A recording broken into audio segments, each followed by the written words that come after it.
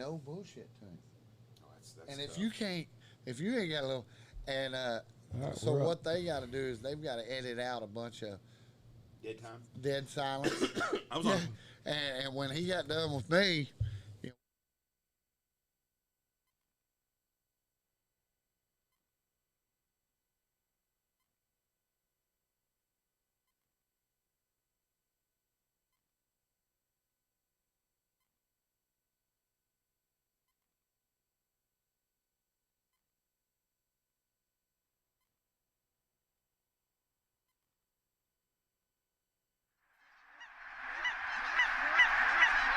That's exactly right. yeah, if I ain't got a big dick, I don't need to be in the corner. Yeah, I think it may be more interesting on those search bars.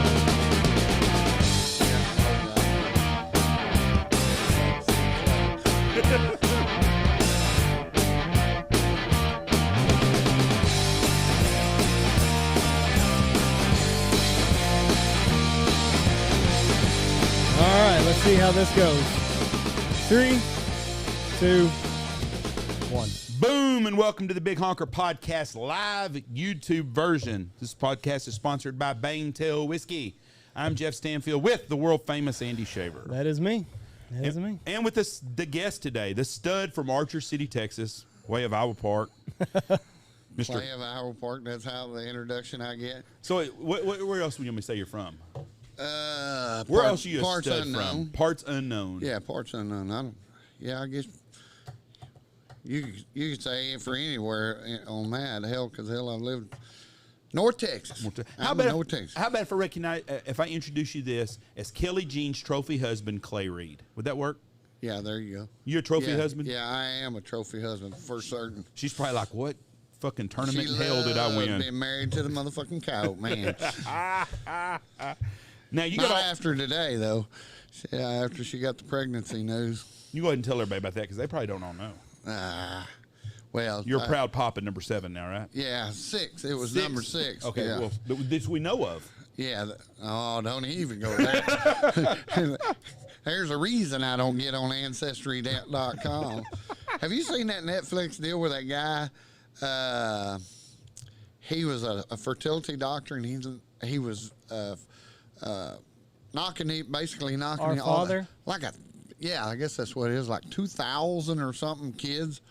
Oh, he was using his sperm on all that. Yeah. And that's how they found out. They got on Ancestry.com and blinka, and they were all within like an 80-mile radius. So hell, all them people walking down the streets trying to figure out, is that my cousin? Is that my brother? Is that my sister? Could you imagine? Why would you want to do that? I don't know. Well, I didn't watch the whole damn thing. I ain't gonna bullshit you, but they said something about. I remember on the trailer. Trying to create the perfect race. I guess he had a little Nazi in him or something. He was going to create the perfect race. Yeah. And I guess that would be the ultimate narcissist. That son of a gun thought his shit was that good. It was that good. Of course, I'm pretty proud of my shit too, so I don't know. You proud enough to have 2,000 kids? No, hell no. I would hope I'd leave the world a better place. So today, you got on your wife's Facebook. Yeah. You got on your wife's Facebook.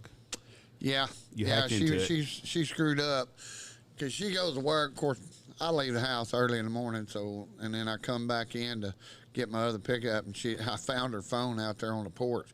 That's a big fucking mistake around me, and of course I know her code to get in her deal, and I got in there and I wrote something about. I said, well, I just want everybody to know that me and Clay are expecting our 6th kid. Yeah, it was unexpected, but we're gonna have to learn to roll with it and all this. And then I put something, he said, well, the doctor told me, he said, yeah, I think it's in the air. And said, I asked him in the air. He said, yeah, your feet are in the air too much. And but we've already got it's going to be a boy, and we got a boy name picked out. Name's going to be Jock Me Off, and Jock Me Off Reid, and a bunch of other BS down there. But So, hell, Kelly's at work. She's oblivious to anything that's going on. And then a little later, she calls me from her work phone. Have you got my fucking phone? And I said, yeah. She said, well, I getting people calling up here congratulating me on expecting our 6th baby. Well, be her 4th with her, but yeah. So, anyway, I thought it was funny. I'll probably, and of course, I tagged all my daughters, my daughter-in-laws, in the post, and I said anybody that wants to donate money for diapers and formula, make check payable to Clay Reid. And could you imagine starting over right now? Honestly. Yeah, when Kelly finally chewed my ass out, and I got thinking about that, I would lose my fucking mind because I got friends of mine that are having them.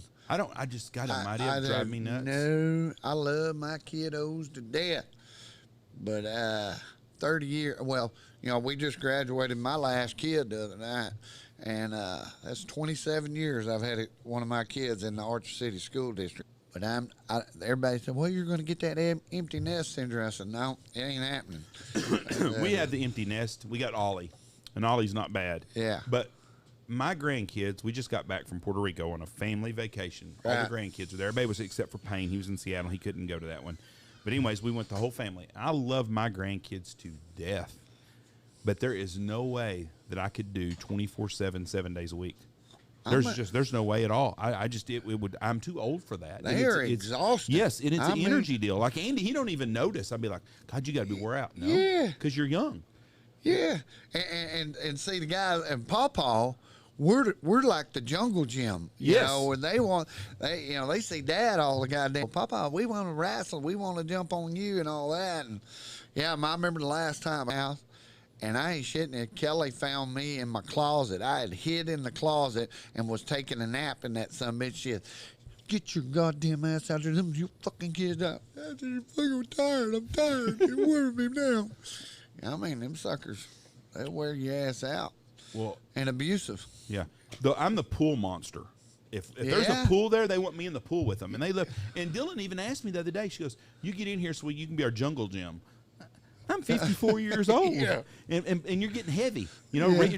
Jameson, what's he weigh, 30 pounds? Mm-hmm. Jameson's 30 pounds. I don't mind him jumping off my shoulders. She's pushing 70. Well, 70 pounds jumping off, that don't sound much to a young guy, but 70 pounds picking up and throwing and stuff, oh, geez. Oh, my God. Yeah, you don't have to work out. You ain't got to go to the gym with them goddamn grandkids. That's why I like them in small spurts, and I really don't want them all 7 at the same time. That's why when I seen y'all went on that trip, I was like, God Almighty, made me tired for you. We're going to Seattle with all of them.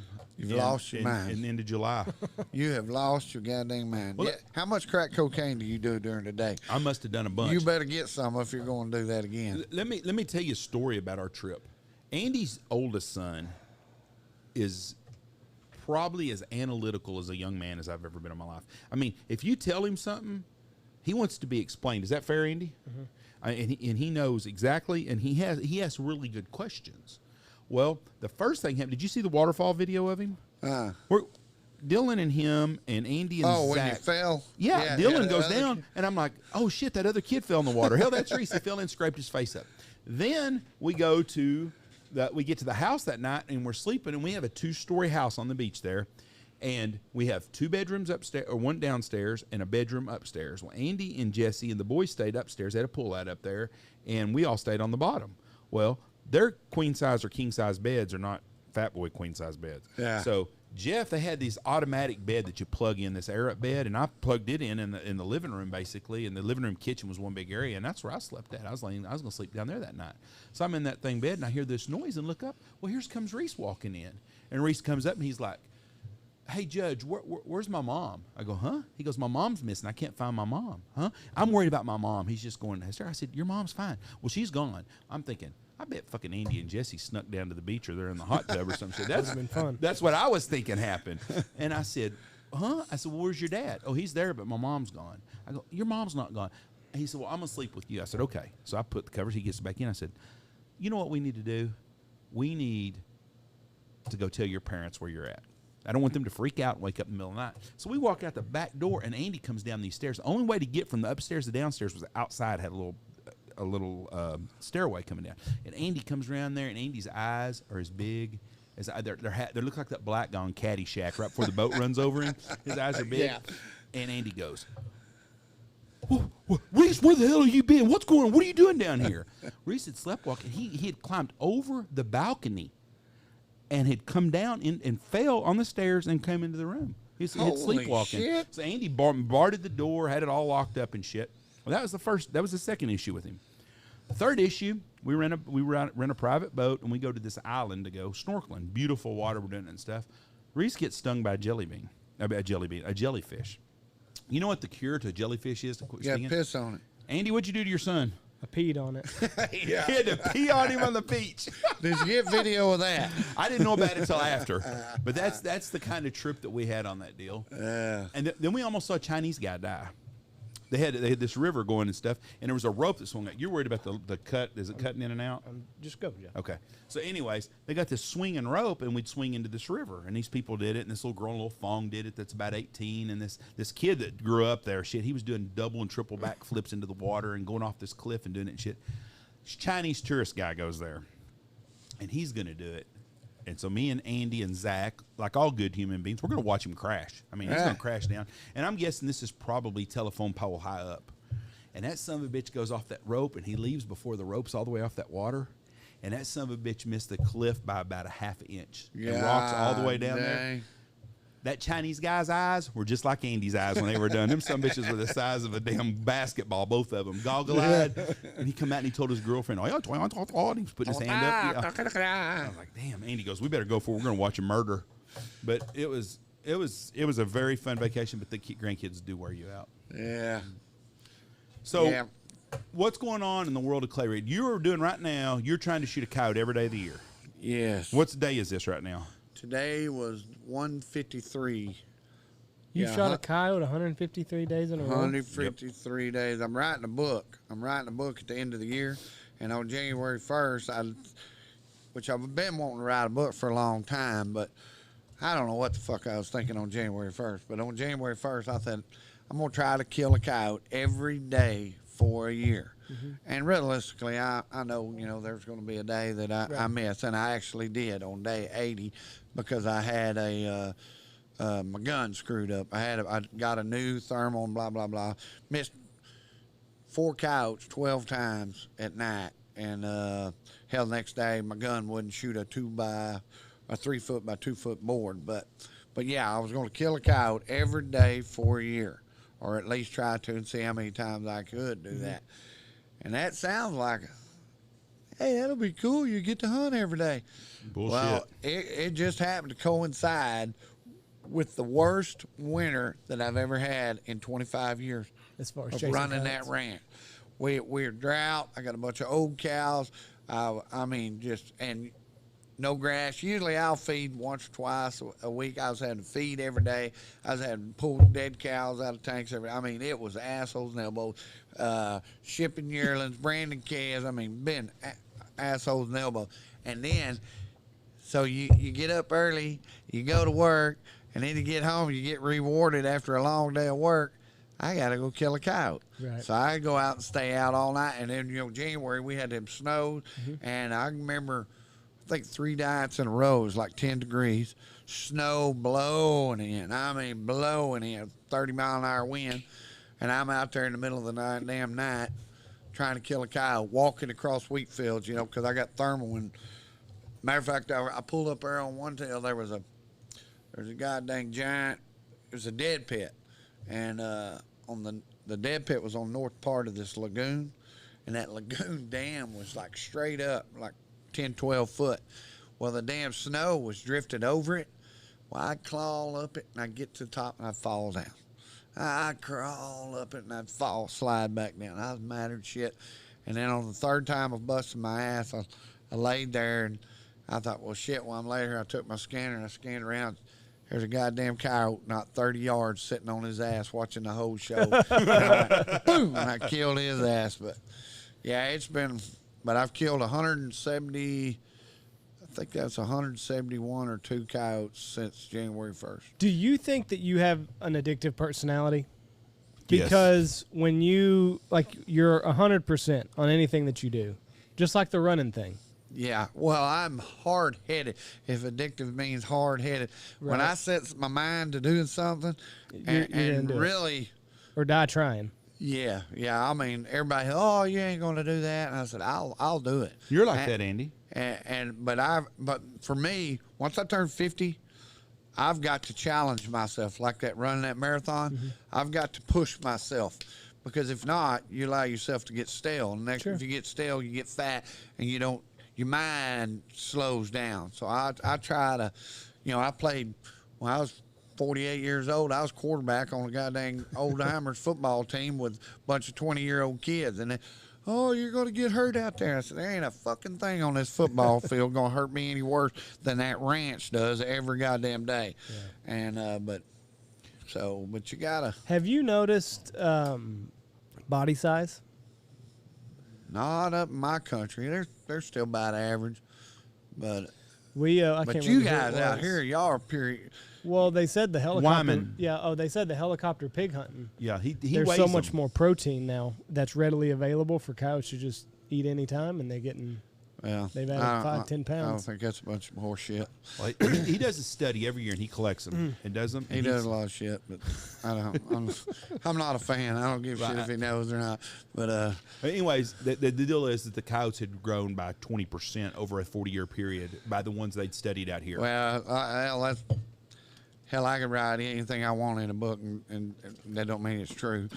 Yeah. What is your book going to consist of? Well, like I say, all these days is just fodder, basically, for stories of, 50 years of hunting coyotes. Since I was a little kid, all the way up. Mitch, leaving my hunting partner in a blizzard, or just a little. And plus, I'm keeping track of all the data through there and all that. But I mean, them guys, they try to do all these coyote deals and say all this bullshit. It ain't fucking rocket science, man. I mean, a coyote is a coyote, and they're the same coyote as they was.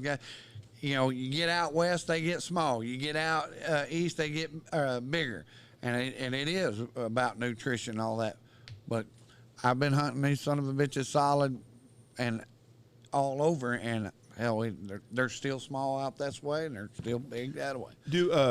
You've killed 173, and you've done it basically in a 20-mile circle, probably. Is that pretty correct? No, I have killed 173, and probably out of the 173, I'll guarantee 125 of them are in a 3-mile circle. Okay. Have you noticed Yes. Have you noticed a drop off in the population then? No. That's what's crazy about it, right? That was my point right there. Yeah, that's what's crazy. The other night, you always have your down nights, Well, the other night, we counted 31 out there on that one wheat field where I've been killing a shit. I bet that one wheat field I've killed probably 90 on that son of a bitch, and there was 31 out there. And I mean, they just cut. But like I say, a lot of guys over the years, I've seen rap books and all that. When they hunt, I'm not going to hunt here when I killed this coyote here, right, and I killed his mate here, because that place is barren, or they won't be. I fucking retarded. I said, what was good for this coyote is good for the next coyote. Right. And old Joe Bob, and there's two different types of coyotes. There's them coyotes that mate for life, and then there's nomad coyotes. And them nomad coyotes, they've collared one that run, he went like 700 miles in a stretch. They just roam. And, you got your monogamous married guys, and then you got your Sean Morrisons of the world. Does something to their breeding and maybe puts them into heat quicker. Yeah, whenever I the population goes down. Yeah, it's always been said, and I believe that a coyote will have litters of pups, based on the conditions of the drought, whatever. If you're in the drought, right, they're going to have 5, right, and if it's lots of grasshoppers, lots of, because a lot of people don't realize if you got good grasshopper population in the summer, your coyote population is going to be big time come the fall, because they eat grasshoppers and they don't have to work as hard. Them females don't have to work as hard to feed them goddamn little pups. Them pups will eat them goddamn grasshoppers like crazy, and it keeps them. They don't have to work nearly as hard. Well, up until about 2 weeks ago, grasshoppers were going to be pretty thin around here, I thought. Yeah. Well, now they're coming up quick, but yeah. I wonder if they eat crickets too, or is it just grasshoppers? Oh yeah. So any kind of insects. Yeah, you see them son of bitches under the street light in town. When I live in town, you catch them under them. They love because them lights draw all them crickets, and they'll just gorge themselves. Those are good for turkeys and quail too. Yeah. Which coyotes also. That's what's going to be interesting this year. Is after killing all, by the time of the year, end of the year, will have killed probably 400 coyotes. And if I kill 400 coyotes in that little circle up there, I'm curious to see what it's going to do for the deer population and what it does for the rabbits, everything, turkey. It ought to be. You're in the woods a lot. You see a lot of stuff, and I trust your judgment. So I'm going to ask you a question. How many deer do you think actually get eaten by a coyote? Not a little fawn that just is born. A bunch. What? And you've seen this, right? Yeah. And up until this deal, I started the deal. With thermal. Since I got thermal, I can watch how these coyotes move. Everything they do at night. And because, like I say, I'll take off. I got lots of wheat fields, so I've walked as far as 13 miles in a night. I've got into this. I'm a coyote caller, but since I got this thermal shit, I have turned it, the spot and stalk game it's just like a chess match with a coyote, and it's cool. But at the same time, I get to see how these coyotes move, how they react with everybody, and see some. I guess it's about March. I get over there south of 82 on Republican Road. I go in there and I'm walking. I've done walk about a mile or so, and I see one of my big 1,200-pound cows out there, and I can see she's under distress, and I can see her for like a half mile, but I can't see the coyotes. I can't see what's going on yet until I get closer. Well, it looked like a National Geographic deal. You see them wolves work a buffalo. Mm-hmm.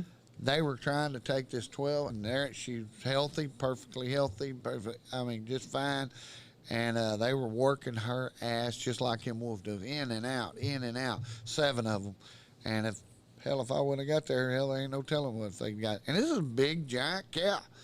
So there ain't no telling how many goddamn, which I knew they messed with my calves, and I knew that, but you don't really know. It's not like a wolf that you think of with it. Yeah. Because I've never seen a coyote on a cow ever. I saw a cow by Petrolia one time, a calf in the pond, and there was 3 coyotes had her, and then I knocked on the rancher's door and he went down there. That's the only time I've ever seen it. But in the woods, I've seen dead deer and stuff. I know they get some fawns, but I didn't know if they're quick enough to get an actual deer. Oh yeah, because they worked them just like them wolves, but the bunches that they're me and Gage Porter was out there one night, and we couldn't count all the coyotes out there. It's unbelievable. How many? Is there a lead dog there? Like a coyote? Like there's an alpha male in the wolf pack. Absolutely, yeah. So there is an alpha coyote. Every little deal. And what's cool is I got an old dead pit out there that deal, but they always got them a sentry dog. That sentry dog is, you remember the old cartoon where Wile E. Coyote and the sheepdog? Mm-hmm. Yes. Morning, George. Bye, John. They go back and forth. That like here, that wasn't but 2 or 3 weeks ago. Of course, time gets away. I walked in there a half mile, had to get in to walk to the wind, work my way to the wind, come in. It's pitch black dark, and I'm using this pump jack as to hide my silhouette, because I got the light pollution of town back behind me. So I got to get to that point to where I can come walk in line, because up on top, they got the dead down here, and there's 6 coyotes down there eating on that dead. But old sentry dog, he's up top. There'll always be that dog. He sits just there watching up top watching everybody. and I worked my way in. When he looked this way, I'd take 5-10 steps. This took like an hour and a half. Should have popped him. Well, I'm trying to get within shooting distance. You know, we're talking a long ways off. I mean, them some bitches can see into the night like crazy. And so anyway, I finally, about the time I get to where I can shoot him, okay, tag. One of the coyotes has been eating a while. He comes up there and takes his exact spot, and that guy gets to go. It's just like he was punching the clock. All right, now it's my turn. Taking turns. Got our first question for you. All right. Got 2 questions. First one is, how many states have you killed a coyote in? Let's see here. All right, I got Texas, Oklahoma, Arizona, New Mexico, Colorado, Wyoming, Nevada, Mississippi,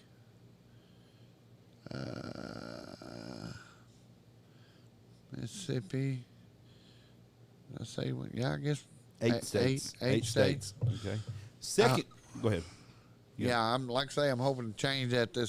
I'm trying to figure out which direction. Well, me and a buddy of mine, Hunter Rigdon, we're going to Cody, Wyoming, July 8th, 9th, and 10th. So I'm hoping I'm gonna get Idaho because it's close enough. I can jump over to. Yeah, now we're gonna get to a lesbian bar. Lesbian bar. He's gonna have to clarify that a little bit. It's Road 95. Ask him to tell you about the lesbian bar. Road 95. Yeah, whoever Road 95 is. How many lesbian bars have you been to, Clay? I don't know that I've ever been to a lesbian bar, unless you count Stetson's as a lesbian bar. There were some lesbians there, maybe. Okay, here's another question. What's the weird? And I think I already know this. What's the weirdest experience or thing you've ever seen coyote hunting? Now, this has got to be the Cadane Corner story. Seen or I think the Bigfoot. That's what I'm saying. That was the Cadane Cadane Corner. The Bigfoot deal definitely did because I've never been back to that spot again. And I drove by there not long ago and I thought about that. Yeah. Scott Hampton, he sent me a message today. Hey man, I want to go where the call where the Bigfoot is. I said, well, good thing is the old ex-Secretary of State owns that place now, and they got armed guards all the way around that son of a bitch, so can't get on the son of a bitch anyway, but I wouldn't go even if I could. Now, That's Dr. Dean's old place? Yeah. Hutch and Macklemore were with you, weren't they? Tell the story, because some people, we got a ton of new listeners. Yeah. Well, this story here they want to hear, and a guy asked me if you would please tell the story again about your buddy getting a divorce because you went to the titty bar. That's the best Clay Reid story ever. Oh, yeah, where you watch your sister titty dance. You know what? Yeah. You want to get into that story. But anyway, the Bigfoot story was we were in a Graham hunt back in the day, back when Graham was really big in the heyday. Me, Wayne, and Mitch. Well, there's this little old place over there by Beaver Creek, and there's like a 30-acre wheat field, and Beaver Creek loops all the way around it. Well, every time we'd pull out in the middle of that 30 acres, we'd make this call, and all the way around it's just thick as gnarly as trees and brush and briars, and you can't even walk through it, because I've had to push cattle out of it before. So anyway, we pulled in there at 4 o'clock one morning. We stopped, and because we always call up a cat right there, and we needed a cat. We made the call. Cat comes in, boom, we kill him. And I was like, all right, good deal. And I walk out there to get him. Hutch and Mitch are up in the rack, and I walk out there, get him, and Hutch hollers, well, how big is he? I said, I don't know. He ain't very big, but he's 50 points. That's all I care. And then about that time, you hear this pow. Sounded like something was ripping a branch off of a tree. And then all of a sudden, it finally gives, and it pow, and it popped. Boy, and I stood there a minute, and I looked up, my buddies up in the rack, and I said, hey, what the fuck was that? And old Mitch said, I don't know. It sounded like a tree being ripped off, a branch being ripped off a tree. And I said, yeah. Wayne got in that truck. So Wayne was already in the truck, but Clay was there pretty fast. So I run that goddamn truck, and I got up and I said, what the fuck was that? And then, so I take my hand call, and I blow that hand call. And every time I would blow that hand call, that son of a bitch would hit the side of a tree. It sounded like he hit a baseball bat up the side of the tree. Pow! I said, what the fuck is that? And I said, you can't walk through that shit. And then every time I did blow that son of a bitch about 4 or 5 times, and he did it every time. I said, I don't know what the fuck it is, but we're getting the fuck out of here. I said, and so we left, went on, we went hunting later. Well, when I got home, I guess that was, like early Sunday morning, we went to the deal, and that night I get on there, they had back then everything was computer forms. You had them deals. We had Texas Predator Posse. Well, I wrote the story. I said, boys, y'all ain't a coyote caller until you call up the Bigfoot. Last night we called up just shitting, Well, and we all laughed about it. Well, then about that time, this guy named John Dickey with the Texas Bigfoot Research Center, he sends me a private message. He said, Clay, I want you to listen to these recordings. And there was like 12 different recordings that they'd been recorded all over the goddamn United States. And I mean, it was exactly what we fucking heard that night. And he said, well, that's a classic tree knock. He said, that's a warning that you need to get out of there, Terry. I said, well, it worked like a motherfucker. We were gone. I said, yeah, I guarantee you, I look like a Usain Bolt getting a goddamn pickup. And so he said, so we went on, and he took my statement, and they put it on the research deal. Well, the next morning, on Monday morning, we all go, back then we used to go to the cafe there at Canaan Corner, and we was all sitting there, and all my cowboy buddies, and we was laughing about it, and I told them the story. Yeah, you dumb motherfucker. Story. Yeah, you dumb motherfucker. You called them goddamn. I said, oh, yeah, goddamn right I did. I was relishing in the fact that I was a great caller. But still, at the time, it was still kind of a joke. But I knew something down there what wasn't normal, and But anyway, they all wind up eating and leaving. Well, I finished eating my legs, and there's an old boy right next to across the table from me named Jerry. Well, he's the pumper on that well that's down there where we called up the Bigfoot. And he don't ever say 5 words. He sits over there and eats his eggs every morning, but he never says 5 words. Got to be a boring life. Yeah, he just takes all that knowledge. Yeah, he's taking out. He's probably the smartest motherfucker in the world by now. Yeah. All the knowledge there, huh? Yeah, damn right. He is absorbing some bullshit. So anyway, he sits there and he is, I'm eating my eggs, and all of a sudden he lifts his head. He goes, I seen that Bigfoot. And I said, do what? He said, I seen him down there. I said, when? He goes, 1992. And I seen him in 1976 down here by the concrete bridge by Lake Diversion. I said, bullshit. Believe what you want. I said, well, here, let's hear your stories. Well, you come off that hill to go down in that bottom, come off that bottom, there's a well right there. I said, yeah, I know exactly where it is. I come off that well. And he said, when I got to the bottom, that some bitch walked 50 feet in front of my pickup, stood right in the middle of the road, and then walked off into the mesquites headed west. I'm telling you, and he said, I said, bullshit. He goes, you believe what you want. He went back to eating them goddamn eggs, and then, but he still. That's the worst thing that somebody can say. Well, you should believe what you want, because then you're like, motherfucker. They're not bullshitting you then. Well, if it been anybody else, I might have, but he did. This guy he don't even say 5 words. He doesn't have anything to gain. He has no reason to bullshit. And what's funny is, ever since I've told this story, because I don't give a shit if people think I'm crazy, because I'm fucking crazy anyway. So I don't mind telling the story. But I have told this story, and people have opened up their own experiences to me. Like that one buddy of mine that he elk guide up there in Colorado. They were 37 miles back in the middle of fucking Colorado, in the middle of nowhere. It was him, 4 guides, and 8 clients with the mules, going back there on the deal. And he said some bitch walked across out there in front of them in 100 yards in an open meadow. And he said not one of them some bitches said a word about it then or even later. Here is the Bigfoot tree knock. Knocked on a tree 3 knocks.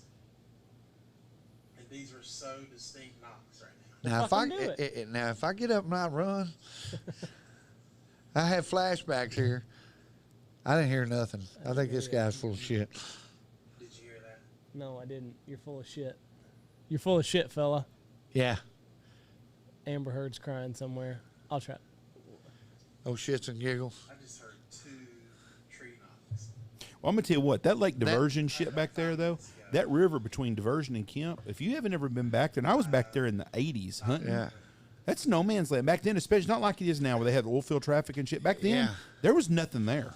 Yeah, there ain't shit back there now except abandoned houses. It's really wild. They could be filming a fucking horror movie back there now. You ain't shitting. Yeah, because my buddy, he went down in there the other day. Okay. The guy, it's Randy, the guy that won the hunt. We're going to raffle off another hunt with Clay. I'll start selling the tickets tomorrow. You can PayPal Goose at westex.net. 6 tickets for $100. Give away a 2-day hunt with Clay this fall. Randy that hunted with you from Canada said maybe him and his cold hunted with you. He said maybe it was a gay bar instead of a lesbian bar. A gay bar. Oh, he's the one that's doing it? No. He asked the question? He asked the question, yes. He said you told them a story about a gay bar. The gay bar. Give us some idea, Randy, because he's talking about when we I went to that was a funny shit. It's gotta be the same one. I think we didn't really know it. I don't know if it's a gay bar, but there was a lot of gay motherfuckers in it. We went to a Democratic convention. We went to feedlot manager seminar deal. Vet reps, talking about medicine bullshit and all that. Well, Doug Dunkel, he sends me down there to this deal. And so they schmooze us. We're at the Hilton. We're across from the Arlington Park, Texas Ranger, because we're going to the Ranger game that night. Well, I wind up getting there right off the bat. Me, I'm always early. I get there early that day. Well, I'll be goddamn for any guy that was a little bit earlier than I was, named Sean Wright from Waco Feeders. Well, me and him introducing, and I go to buy a beer, and he goes, "Oh no, all the beer's free. We got a stick." I said, "No shit, this could get dangerous," and it did. So we get up there, and so anyway, we're sitting there in this bar, and we get kind of liquored up pretty good. Well, then everybody gets there, and they said, "Hey, we're going to go to Papado's. We're going to go to Papado's and get something to eat." So we all go over to Papado's. We get over there, which it was cool, and then all of a sudden.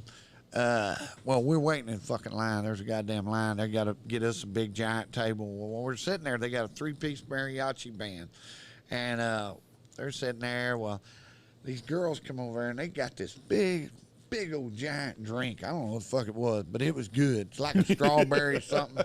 And I drank me one of them son of a bitch. So now I am primed. I am rare form. So I grabbed the mic from the 3-piece mariachi band. I said, "Y'all know any Elvis?" And I crawled up on these customers' table up there, and I sang, "It's now or never, come hold me tight." Yeah, I got to it. Everybody clapped. It was a fun deal. And then after that, they finally get us our table. We get in there at our table, and of course, we're all a bunch of guys, having guy time, away from the old ladies. Well, this good-looking little old blonde-headed gal comes up there, and she leans down and said, "Sir," and I'm looking at her like she says, "What are you going to have?" And I said, "Well, are you on the menu? Because if so, I'm going to have some of your ass." And I'm looking up like this, and all of a sudden, and I'm just kidding, all of a sudden, like somebody's got me by the shirt and drags me across the table. And this guy named Forrest from Snyder, Texas or something, feeders out there. And this son of a bitch is like 130 pounds. He's got me by my collar, drags my ass across the deal. He said, "Mister, where I come from, we treat women with respect." And I grabbed that goddamn little bitty hand of his, and I broke that son of a bitch over, and I said, "Mister, where I come from, we beat the fuck out of people that grab their goddamn collar." No, he went pharmacy up, John. He diverted the tragedy. Well, old Forrest, he was the outcast of the cool group from then on out. So anyway, but it gets better leading up to the gay bar deal, because we go to Casey's Corner. You know where Casey's Corner is in the old ballpark? Yes, down that right field line. Yes. Got our own bar. We got our own food on there. We're all sitting there. And anyway, we're out on the front deal, and we get on the Jumbotron. Me and O'Shawn, we do a little dancing, and we're drunk. And all of a sudden, I look over my shoulder, and there's a black lady and a blonde lady, good-looking old gal. Well, some guys kicking them out of our suite. I'd jump over and I say, "Hey, you don't want to ever goddamn kick good-looking women out of our goddamn suite, you motherfucker." And so I said, "Ladies, y'all," said, "Well, we're just trying to get through. Y'all welcome them in our bar any goddamn time." So they come up there, me and O'Shawn, we go talking to them, bullshitting with them. Well, you could tell these girls have never in their lifetime experienced anything like Clay Reid or Sean Wright. And they're laughing, of course, and it doesn't help. We're really animated because we're really I'm not as bad as Sean, but I got a pretty good buzz going on, and old Show Pony is working the stage. And so anyway, he said, guys, y'all have got to come down here and meet our husbands. And it turned out these gals, one of them's husband is the executive producer of CBS Sports. Really? Yeah, and they've got their own suite down there. And I said, yeah, y'all got to come down here. So I go down there, and that we walk in the deal, and there's a whole bunch of people in there, right? Well, as I get in there, how you doing? You know, we're taking our hats off. How you doing? Well, all of a sudden, there's this one gal over there, and she's wearing one of them skin tight, like summer dress, you know? The kind you like. Yeah, and, you know, dress, but skin tight, white. Ain't a blemish on this son of a bitch. White. She got these big, giant, fake titties sticking out of this son of a bitch. God bless them. Exactly. And I was like, how do you do that? And, well, I shake her hand and take my hat. Well, old Sean, just about time he grabs her hand, he has a sinus attack, and he starts sneezing, and can't let go of her. I see. He blowed fucking green boogers all over that goddamn bitch's white ass deal, and she can't get away from him. And I mean, everybody in there was laughing except for old Blondie in the white dress. She was not having it. And I said, I said, he's going, I'm sorry. I said, I'm going to take my boy. I said, he's got to go to bed. So we wind up leaving. All right, so the Ranger game's over. So now we go back to the Hilton. We get into this Hilton. I'm staying there this weekend. Yeah. Well, don't. If they're playing Macho Man, because we walk in this little lounge. It's called Spirits. We go to Spirits, and we're the Arlington Hilton. Yes, That's right across from the ballpark. Okay, no, we're going to one that's a little bit further away than that. Yeah, it's right across the ballpark. So we get in there, and it's Spirits. I can remember its name's Spirit. We get in there, like I say, by this time, I'm about damn near 12 hours drinking, and I'm ready to go fucking bed. You know, of course. Oh, Show Pony, they want Show Pony to go to Titty Bar with them. I said, man, I don't want to go nowhere. So I'm sitting there, and they got a band playing. That should have been a red flag. Macho Man. And I send old Sean. I said, Sean, go get some beer. So Sean leaves and goes get some beer, and I'm sitting there, you know, just half-ass zombie land. And all of a sudden, you kind of get that feeling that somebody's looking over your shoulder. Literally. And I look behind me. And there's a little gay guy, got his little hand up on his hip like this. He's got a little drink. He said, you like the band? I said, yeah, pretty good. He goes, I know every one of them. That's Sergio, and that's Raul, and that's all. I could introduce you to him. I said, nah, I'm good. And he goes, and then all of a sudden he goes, you want to dance? And I said, no. And about that time, Sean comes walking up. He's got them 2 beers in his hand. I said, no, but he will. And Sean goes, I will what? You want to dance? Let's dance. And he, fuck no, you faggot motherfucker. Throws both beer balls down, crashes them, and go whoop this son of a bitch's ass. Bouncers come out of every goddamn corner. And the last time I ever saw Sean Wright in my life, he was handcuffed, and they were giving him the airplane exit out of that somebody. I'm a fucking faggot. I mean, he's mad. But still, so now I never seen that guy since then? Huh? You've never seen me? No, I didn't. Never seen any of these guys. Yeah, these guys. You know, every ag guy in America is a Texas A&M graduate. All right, we're at this table, and I fucked up, and I said, "Hook 'em horns," and you fucking ag, you're a goddamn rancher, and you're a fucking goddamn lecturer, and I said, boys, I said, I didn't even finish fucking 8th grade. If y'all ever think for a second I stepped on the campus of University of Texas, I said, I like the football team, there's sports. I don't give a goddamn shit, they're fucking liberal pussy. They got the liberal part right, but I'm a Texas guy too, so I understand. I always tell them the same thing.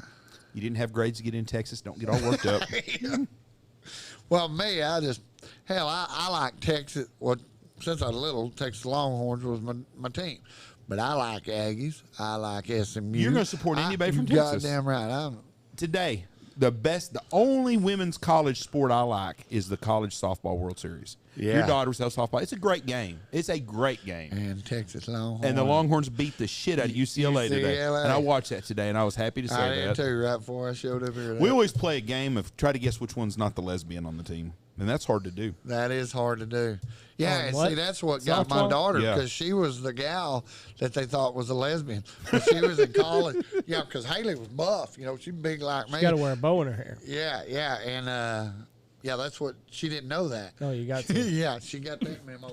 So she was right wearing a bow. Her roommate was, drop dead gorgeous. And, but she was a lesbian. And she wore the little, ribbon in her hair, so Haley wore the ribbon in her hair too. And then one day she was going to eat lunch with a baseball player, and she said something about, all right, well, I gotta go call my boy. I fucking know, but usually it's obvious. You look over there, and If they're built like me, yeah. if they built like me, then yeah, then like the girl that hits all the home runs for Oklahoma. I don't know nothing about her. She's a stud softball player, but Yeah. I think she doesn't like men. Yeah. She may. I don't know, but she's a big old girl. Yeah. She knocks the shit out of the ball, but they have that look. Oh yeah, yeah. All right, let's tell the story now. The classic, my favorite. The strip. Hold on, before we go on. So, a long time I was watching the softball. Yep. It was Arizona was pitching. And anyway, this chick was a pitcher for Arizona. And I was like, oh, goddamn, she's smoking hot. Damn it. I mean, good-looking girl, for a Yeah. softball player. Ribbon in her hair. Well, you've done pissed off all our softball player listeners now. I mean, she's a smoke show. She was a good-looking gal, yes. And now she's that's her wife. I'm like, God Almighty, you lied to me. Damn it. I thought she was on the right. What about which Kat? I mean, I wouldn't have gotten with her anyway. But Okay. Okay, she's a good-looking girl. NFL, yeah. Yeah. Taryn Mowat was her Yeah, name. but Kat She was a Kat smoke Osterman was show. the girl's name, right? Yeah. Yeah. Who? She's married to Kat Osterman. She's married to an NFL player. Can't remember it.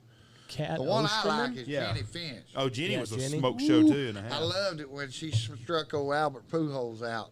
Yes. Softball? Yeah. Well, there was like several of them that they wind up. I don't know who she is. Yeah, She she. played a long time ago for Texas. Yeah. I don't think she's that hot. Well, hell, yet. she just went She to the used to look goddamn better a long Olympics. time She ago. come out of retirement. and Yeah. went to the Olympics. Y'all must have had bad TV connection. She was good looking when she was in college. That bitch has a 5 head, Jeff. Yeah, those That's are not flattering. That's not a very No, flattering those are- picture ever.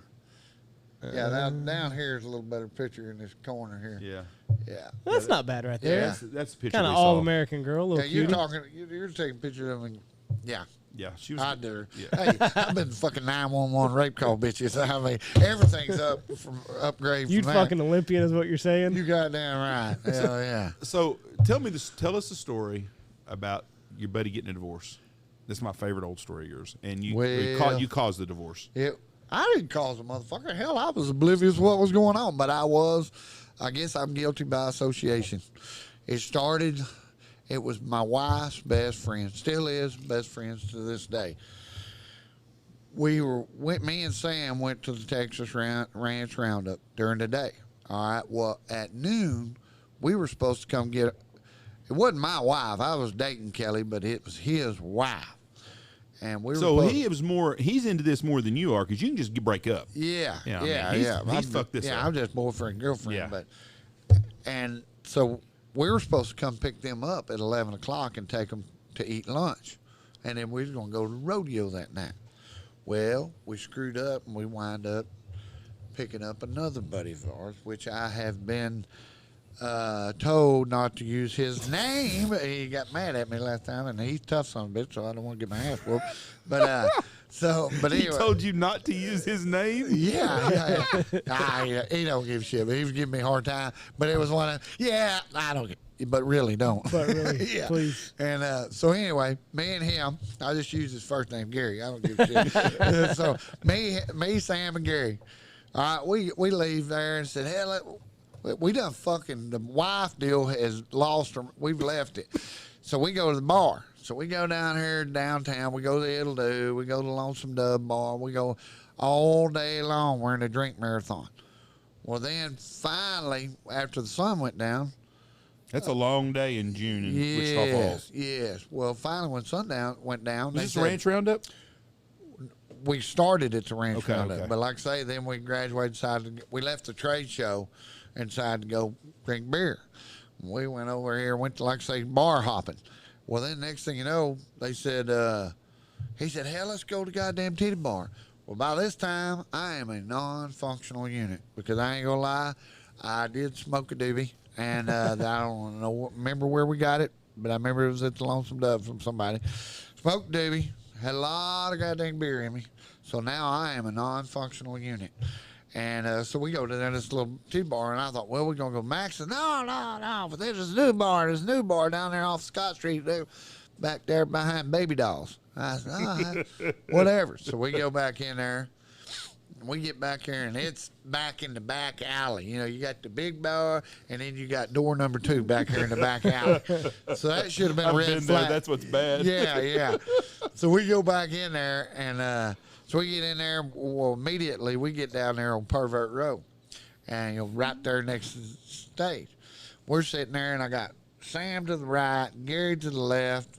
We sit there, and all of a sudden, you know, I hear, you know, the announcer on the deal, DJ. He's a, ladies and gentlemen, please welcome from Wichita Falls, Texas, the lovely Angie. And I turn, and I'll be goddamn if it ain't my fucking sister with her big ass giant titties, goddamn. I mean, it blinded me, and I was like, "Get the fuck!" She was like, "I doesn't know." So, but it turned out to be a pretty good deal because hell, she was part owner. These strippers had went in and leased this deal and doing their own deal. So I got free beer. Yeah. But every time she danced, I'd go shoot pool and Sam and they would put money in her G-string. And yeah, it was bad. You might be a redneck if you go watch your goddamn sister strip. And say big old titties. Yeah, big. Yeah. When was the last time you smoked a doobie? Was that the last time? Smoked a doobie? Yeah. Well, it's been a minute, but not that long ago. We had a guy in town that 4 or 5 years ago, I fucked my back up, and I could not sleep. to help you. Oh my God! Oh yeah, could not sleep. You know, you can't get no relief, and I cannot take muscle relaxant and all that. Well, I had one of my local buddies who will remain nameless. This time we do need to say. This time we need to, bro. He come in, and I said, "Hey, buddy, got one of them joints?" And he gave me a joint. So every night I would go in there and I would smoke one hit off of it. And I'd walk back in the house with a smile, grab me a fruit roll up, and go to bed. You know, we've got a guy in town here, and he was telling me one night, people that get in a lot of trouble in town, they talk to me about stuff that they don't talk about a lot of other people do.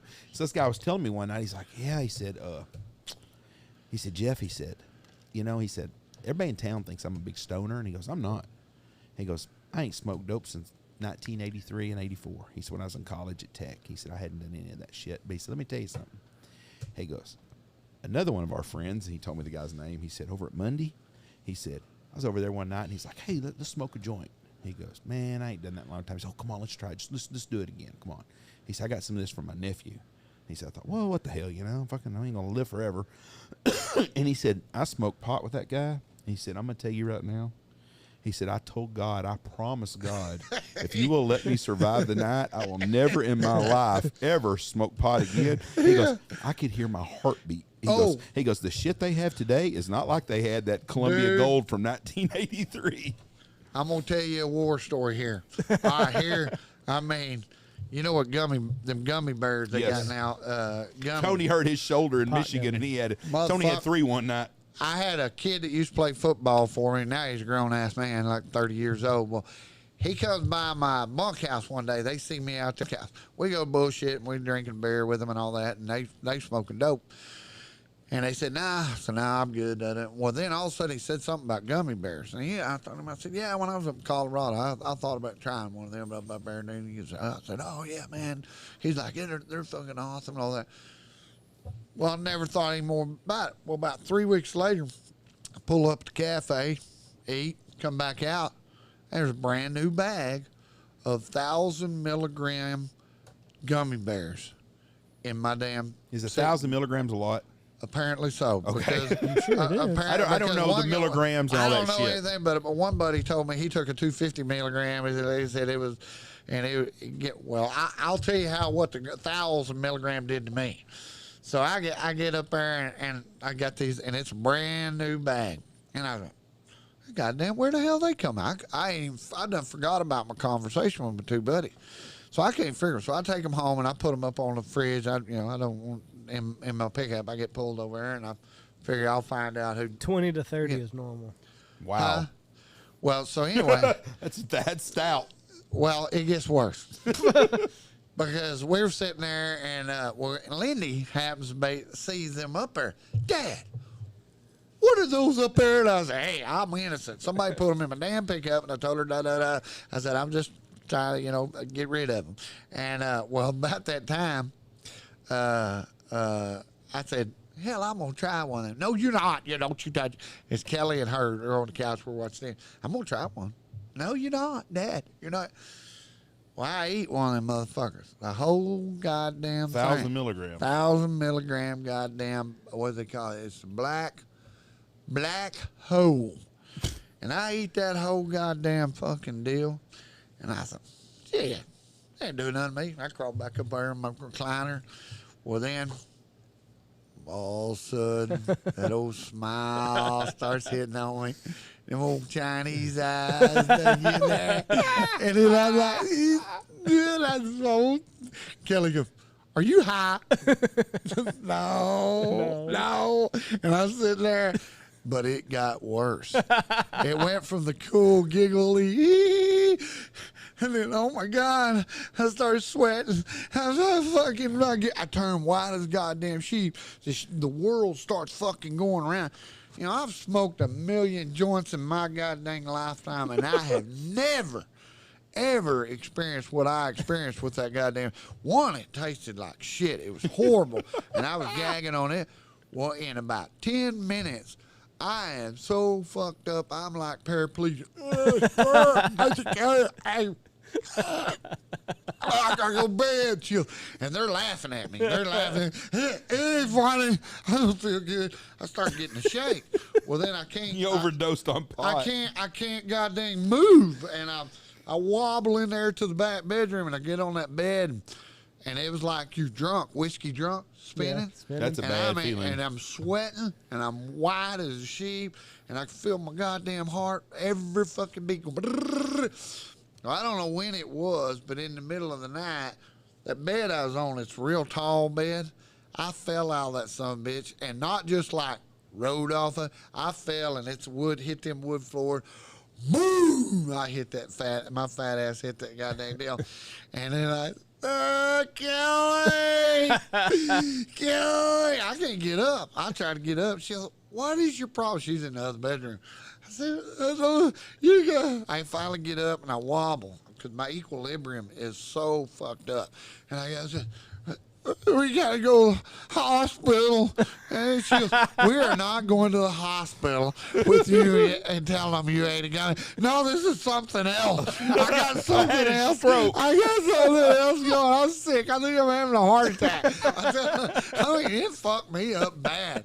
I was fucked up. And it was 3 days. For 3 days, my equilibrium, I would stumble. And I was like, okay, we're not taking them motherfuckers. And then I found out who it was that gave it to me, and then he had a goddamn car wreck about a week after. I said, well, that serves you right, motherfucker. 1,000 milligrams. Fucking 1,000 a year. Well, then I talked to some other guys and said, oh, goddamn, you took the whole thing. I said, Let's take a well, corner. yeah. He said, yeah, you cut just little pieces of them. Well, fuck, I didn't know that. You know, I'm not against marijuana at all. Yeah. I've never even smoked pot. I've never smoked a cigarette in my life. I just smoke. I don't like You're smoke. in for a treat. But I think that they need to legalize marijuana. There's so many people that have backaches and neck problems that could help them, and I don't understand. Parkinson. Yes, but it's big pharma. That's what it's all about. Yeah, I guarantee it is. I can tell you about a buddy of mine. His dad's an old sheriff, ex-sheriff.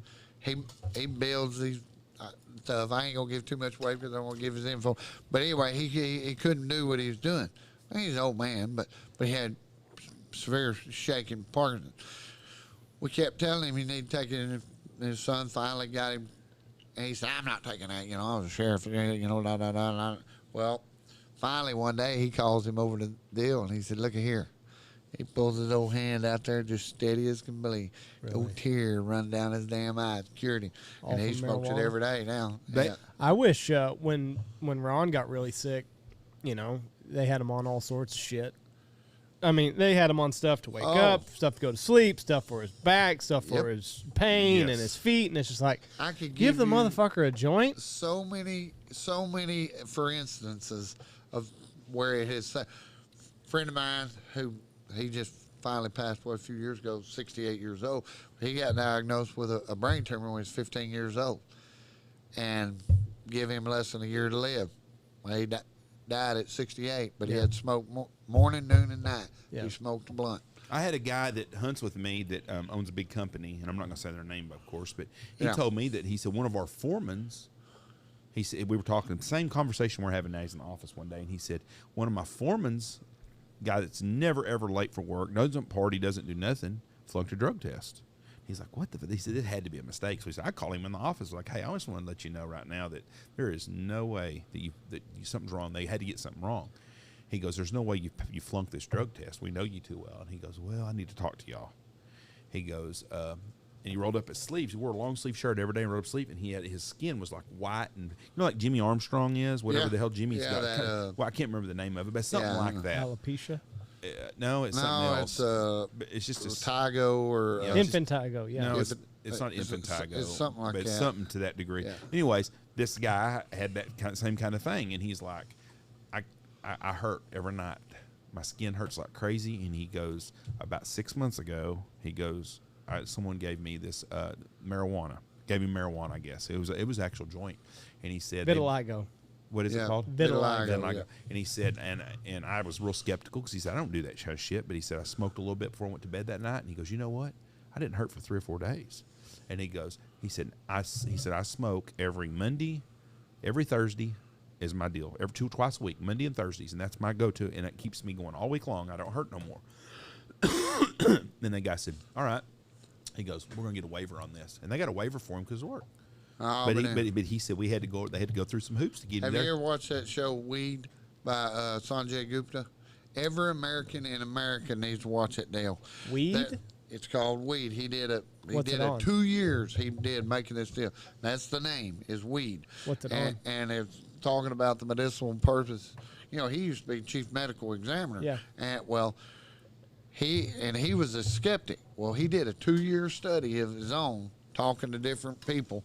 But the greatest story out, I can give you all the stories there, but the one is there was a little girl from Alabama. There were twins, 2 girls, 2 to 3 years old. The one girl was perfectly fine. The other girl had like 300 seizures a day, and she was going backwards. She was going to die. And, you know, she can't live no night. The other girl's running and playing and doing nothing. Well, she'd heard about marijuana helping these seizures. So she flies all the way to Colorado where it's legal to the number 1 grow guys over there. Right. And they interview these guys. And she tells them, said, listen, he said, my daughter, you know, and tells them stories. He said, man, we're not giving goddamn marijuana to a bunch of little kids, you know. Right. And she goes, listen, my baby's going to die if I don't. So anyway, they took their lowest THC grow that they had, and they milked it. The lowest THC they gave, you know, all of it, and they made a, you know, like CBD oil out of it, out of that lowest THC. And they give it to this gal. She goes to the hotel where she's staying, and this kid's having, you know, like 25 seizures an hour. And she give that little girl 1 drop under her tongue. First hour, no seizures. Second hour, no seizures. First day, no seizure. It was like 16 days later before she wound up having a seizure. And wind up basically curing that girl. And she winds up, and her poor old husband, he's off in Afghanistan. They wind up naming that strain of marijuana after that little girl. And see, it's stupid that our country. It's criminal. It's smart. As It is. Sanjay said, it's criminal for our government to dismiss the medicinal purposes of Yes, marijuana after doing I this understand you don't want a bunch of kids smoking pot, eating pizza, Yeah, driving down the road. I got no problem with that. But you know, you don't want a bunch of kids Yeah, you got drinking a bottle of Jack Daniels either. No, that's which what they I'm do. saying. There's laws on that already. Yes. It's kind of like the gun stuff. Yeah. But in Chicago, they had 40 fucking people shot and 20 people killed this weekend. Well, do you think them guns were purchased legally? Fuck no, they weren't. It's the same shit. But that's with this deal with this marijuana. They need to fix it where people can get help. Yeah, You know, mean, There's going to be people that abuse anything. That's you right. can abuse gambling's legal. hell, How many I've people have used ruined their fucking lives McDonald's, gambling? Man. Tony and me. I mean, McDonald's gonna kill me quicker. Than McDonald's, marijuana. exactly. Yes. Fast food's legal. Yeah, That's yeah. going to fucking put you in the grave quicker than a joint will. You know where McDonald's first drive-through was? Akron, Ohio. Cali- Fort Huachuca, Arizona. They had a rule there that somebody's going to fact check me on this and be wrong, but I read this the other day. Oh, I watched the movie. That well, no, I saw the movie too. It's a good show about it, how it Yeah, all comes that about. was good. But the first drive-through was because military people were not allowed to wear their uniforms off base for a while because of some stuff going on. And so in Fort Huachuca, which is was an Army intelligence base, they built a drive-in just so the guys could come through there and still come eat there. Oh, but anyway. But the marijuana deal. Well, we were in Puerto Rico. Michelle hurt her neck bad, and they had a dispensary and a shopping Medical. center, a medical dispensary there. Right. And I thought, fuck, I'm gonna go over. It's just like being in Colorado or Michigan. I'm gonna go over and get Michelle some gummies or something so she can she'll quit It's hurting. not for recreation. Fuck him, gummy. That was Well, let me tell you something. They caught me at the door. Yeah. The guy said, I need your ID and your card, please. I go, huh? So I pulled out a Visa card. Medical. And my dealer goes, no, I need a medical card. So like my insurance, because I don't think Pivot Health is going to pay for this. He goes, no, you got to have a medical card here. I said, okay. I said, no. Oh, I said, we live out of state. My wife hurt her neck. I was just going to get something. Yeah. I can't get a guy to call in a prescription for a hydrocodone. I'd rather get her this. Fuck yeah. And that's bad too. Yeah, it's hydrocodone worse. and No, I mean, it's worse. worse. I can't. People are take addicted 'em. to. There's more people addicted to medicine, but that's what They want. That's what Big Pharma's all about. That's why ivermectin is not. That's why we got the COVID. I had a 48 vaccines. we had a guy gave us a Stizzy, and that's it's like a vape pen. Well, New Year's Eve rolls around, and my wife gets obliterated. I'll show you that video later. So it's just Blake and You I. should share it with everybody. It's just Blake and I. We're hanging out, and we're drinking, and like Blake's like, I got that Stizzy out in my Is this our pickup." buddy from Michigan that gave that to you? Doesn't matter who it is. That's what I figured it was. I'm not going to name names, Jeff. Well, I That's know not- the that's- name. I asked that's- his state. That's not who I am. I'm not naming names. He's anonymous. Great guy. Change the name to protect the innocent. Yeah, helps my back pain. He'll text me later Yeah. and he'll say, "Yep, that was me." So we're drinking. Blake's like, I got that Stizzy out in my pickup. It's called a stizzy. Stizzy. Offered me $1 million. I wouldn't have known that. Would you have? And so we go out. I've already put my wife to bed. She's 2 bottles of tequila later. And yeah. Well, she was drunk. Yeah. Drunk. Andy, don't act like he's husband of the year. I had to put her in bed. Yes, and I was having fun New Year's Eve. I don't want to babysit. I put her in Payne's bed. Payne's home for Christmas, and I put him in her bed. He comes in and goes, "Where's Jessie?" I said, "She's in your room." "What'd you put her on my room bed for?" "She's gonna throw up in my bed. I got all my stuffs in there."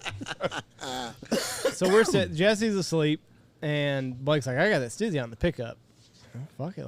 So we go outside and both take a hit, and then I take another. He takes another. So we're 2 hits in, and we go back inside, and we bring the Stizzy with us because we don't want to walk out in the cold. And Ah, we're watching the TV, and I'm like, not really feeling much. So fucking take another. He takes another, and we're watching the show a little bit more, and fuck it. I take another, and I start coughing, gagging. I just cannot get it up, and I'm coughing. So I'm 4 hits into this Stizzy. Fuck. So I go and get a bottle of water, and I sit back down and start watching this show, and I become emotionally invested in this goddamn TV show. It's like a competition. Cheered up. I am like it's a physical competition, and like people get, it's like Survivor kind of, and I'm like, God damn, Come on, you gotta do this. you just don't vote them off. Like, so I'm like just glued to the TV, like, what the fuck, like. And I realize this, and I'm like, okay, this is enough. And I go to bed, and I lay down, and my wife she's drunk on alcohol, and I'm laying there fucking high as a kite. And I close my eyes, and you know how you get those spots in your eyes? And the colors start talking to me. Fucking orange is saying something, yellow is saying something, green saying something else. And I'm like, Oh, goddamn. That must have been some good shit. 4 hits is way too many from whatever stizzy that is. And for the record, the grandkids were at our house. Yeah. That's why. Listen, it was a responsible night. My kids were away. Good answer. Jesse's 2 bottles of tequila in. Like, she's going to get over her shit on her own. Reese, where's my mom? I said, sleeping, I'm sure. He's diving off the balcony. Yeah. They were perfectly safe. No marijuana was involved in that story, but it did. 4 hits, and I told Blake, I'm like, I got to go to bed. I was playing church league softball, right? We're over at softball complex. We get done. I had a buddy on the team. He said, "Hey man, I catch a ride?" Said, "Mo lady's gone." I said, "Yeah, that's no fine." So I'm taking him across town over. He lived over in my old town, and he goes, "You mind if I smoke?" No, I don't give a shit. God! I thought he was talking about a cigarette. And he breaks out doobie. This is a church league, right? I said, "Yeah." I said, "Hell, I thought you was talking about a Marlboro." And he goes, "Oh, does he mind?" I said, "No, I don't give a shit about it," but it just kind of caught me off guard. So he started hitting. I'm at a Marlboro. he started taking a hit on you. You want to hit him? Yeah, it's been a shit. I ain't smoked doobie in 15 years. Yeah, give me a hit off that. Well, that was a mistake. I took 1 hit, and I took a hit, 2 hits. I got a 15, 20-minute drive home.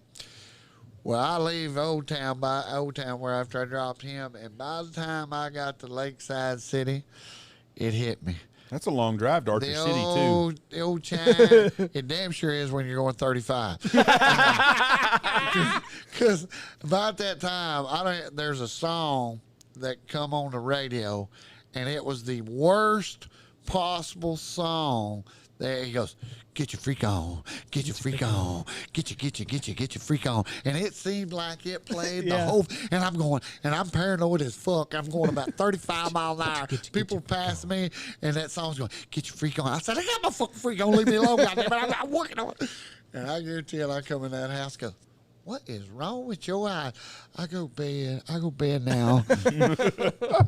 Yeah, leave the church league softball. I saw a meme today that said the problem with the world right now is men quit smoking Marlboro Reds and started shooting the strawberry cheesecake vaping. That is the truth. So this is New Year's Eve. This is before the stizzy. My wife has 2 bottles of tequila in, and she makes a fool of herself New Year's Eve. And I can't believe you're showing this video. This is great. I had to carry her ass in. There's my buddy Blake. He's got my wife's shoes in his hand, and he's just look at that big ass fucking smile on his face. Who's out in your yard still? Fox. Okay. He just got this big old shit-eating grin. He's just holding her shoes. Because Christmas Eve, he was the one that was like that. Oh yeah.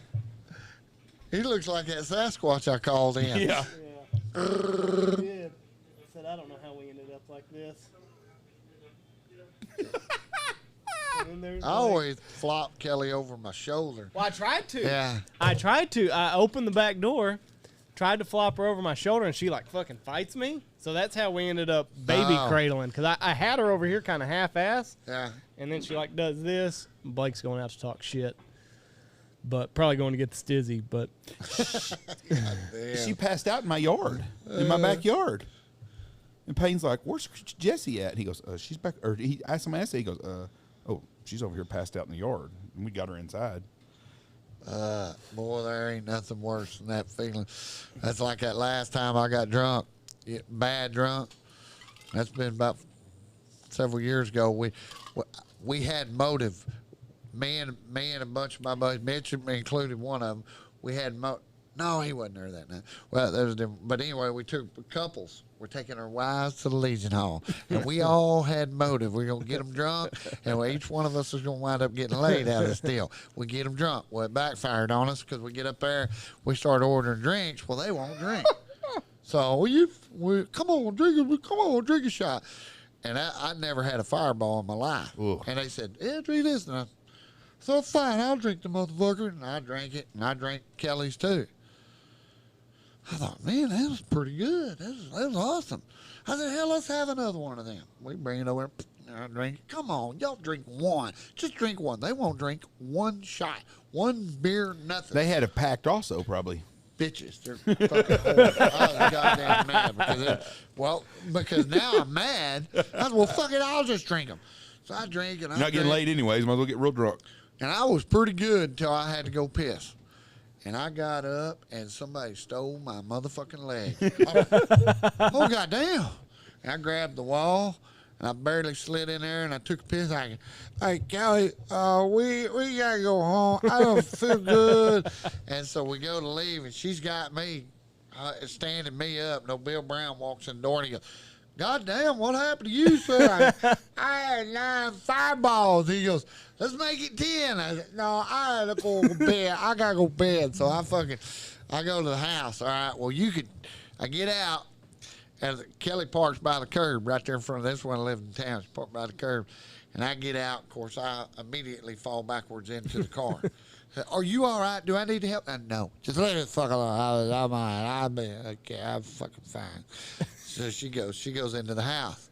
Well, you can track me. It didn't take a bloodhound to track me because there's a tree in my front yard, and I made it to that tree, and that's where I left my hat and a pile of pink puke. All right. Well, then I made it over to the back behind my truck, and I left my boots and my socks and another pile of puke.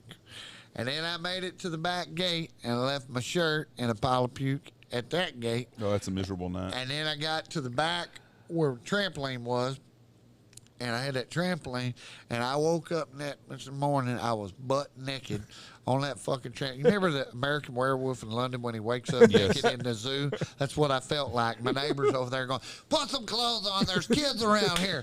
I goddamn it, it's raining. I grab my nut sack, and I jump off fucking trampoline, run into the goddamn house, and you can track me in there because there's all the way around that damn trampoline was a pile of puke. I must have been leaning puke, walk a little, lean puke, all the way around it. Have you had Fireball since then? Fuck no. That's some nasty I ain't shit. had no. I don't know if I've had any whiskey since then. I'm not a big drinker. Period. And I don't even like Clay, beer. these stories you've told tonight, and you're not a drinker. No. Can you imagine if you were a drinker? I am not a drinker. The only reason I drank is to get drunk. If it wasn't for beer, I'd have never got laid. Because believe it or not, I used to be very shy. But beer helped you. Beer brought me out. I can remember the first time. I think I was like 16 years old. We were over there by the flea market, and in Holiday Creek, over there with fucking Speedway or something like that. Yeah. And they broke out a cherry vodka. Oh, that stuff's nasty. Do they even sell that anymore? I have no idea, but I hope not, because I started drinking it. Well, there was a little old gal there. I loved her. I thought she was hot. All of a sudden, she starts getting in an argument with this guy, and this guy called her. What's her name? I have no idea. I don't even remember. It was so guy, but I remember I loved Melissa.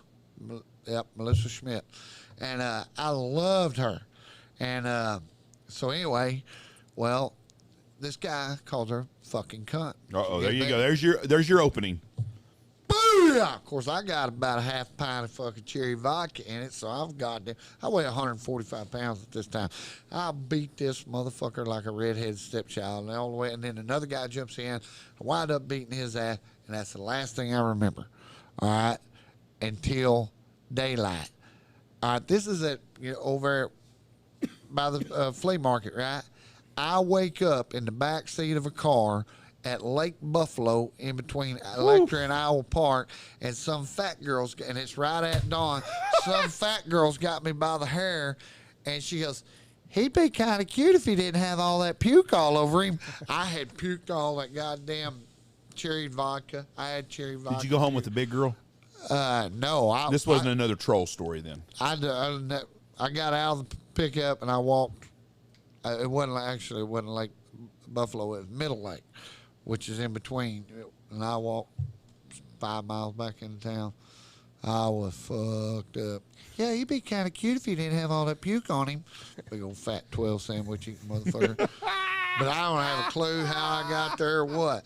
But it brought me that old alcohol. I thought, well, shit, it wasn't the next So week. you didn't win Melissa Schmidt over this? No, hell no. She didn't have no part of it. She was a little she was a little prude for Clay Reid. It's kind of like the time, you remember when the Beach Boys was here? Yeah, God, that's a long time ago. Yeah, over at J.C. Park. Yeah. This gal This Oh, my girl, God. she's a doctor now. She wanted to go out with Clay Reid, and I mean, you couldn't have. I was basically homeless. We lived in an apartment over there, no electricity, no running water. Couldn't pay her bills, over there in Holiday. She wanted to go out. She thought I was cute. She wanted to go out with Clay Reid, old Beth. So she gonna take me out. Well, she's rich. She's driving a convertible Mercedes and I know who this girl is. Yeah. Go ahead. Yeah, she's a doctor now, and so she gonna take me out. Want to take me out? Paid for the tickets, got the tickets. She'd had to because fuck, I didn't have nothing. Well, we go and we get over there at that fucking concert, and I get drunk. Of course, I see all my buddies, and we're drinking beer, and she had money, so she was buying beer. Bad thing, Beth. Bad thing. She screwed her chances up, didn't she? Well, hindsight, it did her a fucking favor because she got to see the true Clay Reid, because I got drunk as shit and I had Reebok tennis shoes on, high top Reebok tennis shoes on, stripped all my clothes off, stole a towel from somebody, I had no clothes on, cowboy hat, a pair of Reebok tennis shoes, and a towel. Had that fucking towel remnant, and I had a girl, some other girl I picked up in a bikini on my shoulders, right down there in front of the stage. And Aruba, Jamaica, ooh, playing the whole time. Well, I get her off, and I got to go get me another beer, and I go to go get another beer, and there was this old guy, I won't mention his name, but he's a big football, mean son of a bitch from Iowa Park. He's about 3 or 4 years older than me, and I always thought he was badass. He's kind of one of my heroes. And I was like, hey, man, I called him by name, and of course, I look like probably a fucking dumbass.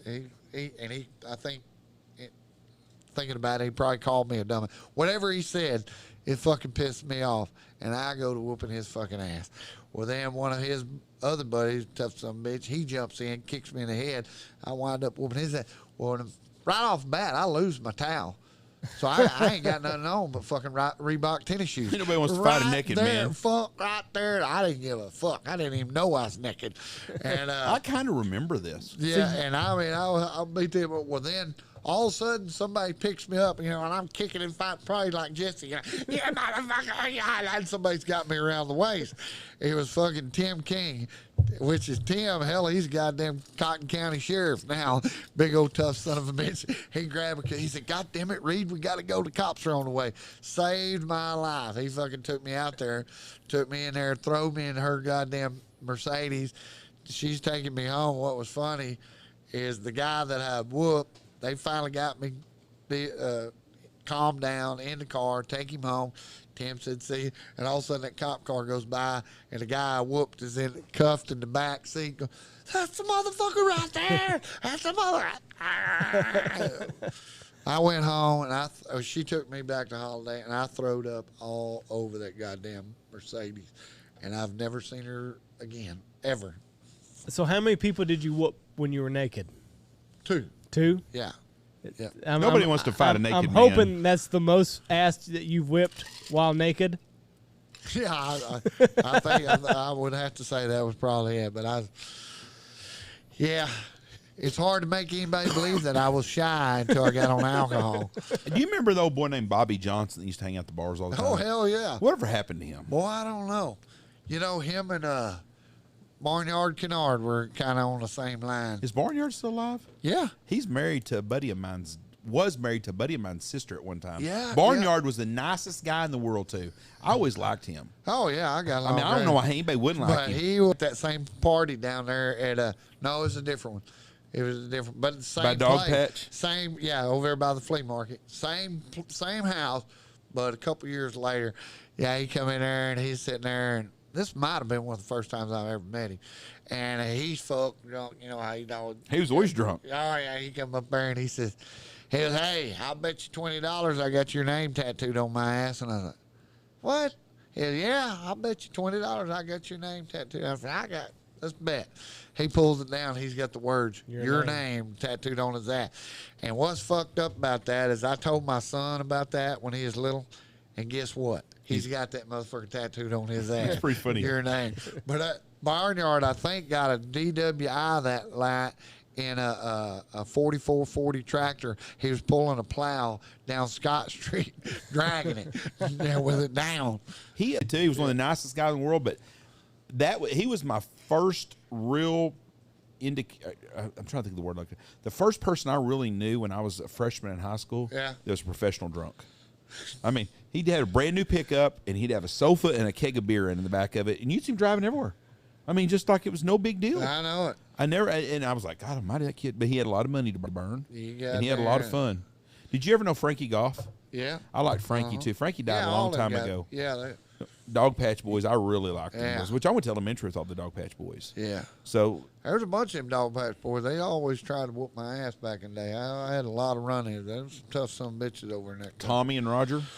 Tommy and Roger. I never had run-ins Great with guys. them. Yeah, Great great guys. guys. They were good guys, but they, had some of them other ones. Like I don't even remember that one guy. I don't know that one guy's name, but we'd gotten a fight with one of them. That's this weekend too. Yeah, and I whooped shit out of one. That guy jumps in and wind up whooping two of them. And my buddy Sean, I knew a bunch of, like Chris Wells, and Dewey Wells, Tim Patton, all them. I knew all them guys, but these guys were not them. And they weren't really in that bunch that I would really consider Dog Patch too, true boy. Anyway, so I go in there, and motherfuckers ain't get my, I go in there to the dance looking for them. And finally, O'Shawn said, yep, that's him right over there. Like 3 or 4 of them over there. I walked over in amongst them. I said, are you Mud Duck? He goes, yeah. You Clay Reid? He goes, yep. He said, well, I hear you're pretty tough. And I said, believe every fucking word of it. He said, well, you get your shoulders healed up. We'll see who top dog is. I said, don't make shit. I'm fixing to knock your ass out. And he goes, ha, ha, ha. That's the fucking worst thing.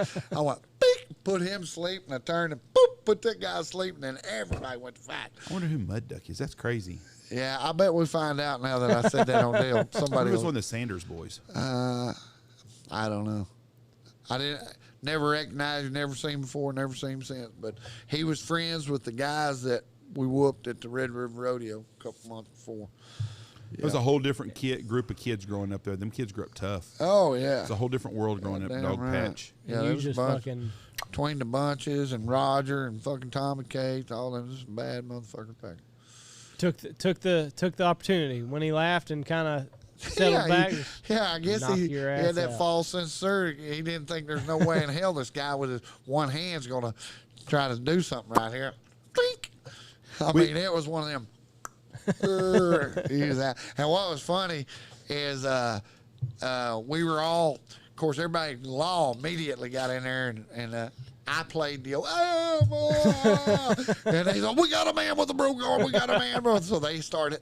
The cops are helping me up. Well, Mud Duck's girlfriend's going, no, he started it. He started. Boy, and I checked out there, and This Mud Duck is gonna wear me out. I go out there and I get in a fucking tree, crawl up in the tree to hide from the law because they're all looking for me. And then all of a sudden, here comes Lance and Sean, and they come driving by, and I give me the old high sign. We all laugh. I'm gonna message Roger and ask him who it is. Yeah. He would know. Roger Poland. Mud Yeah, Duck they- is? I'm gonna ask him who the hell Mud Duck is. Does it matter that much right now? It's when you It's get older, it bothering- bothers you. Yeah. Yeah, old Mud Duck. I never knew his name, but all I knew it was Mud Duck, and they were dog packers. That's what they said. But yeah, the old, matter of fact, I think that's the fucking last time I've ever been to a Clay County Pioneer reunion. Did you used to do the ranch rodeos? Yep. And the last ranch rodeo I was at was at Pioneer Reunion. It wasn't Pioneer Reunion, it was a ranch rodeo they had over there.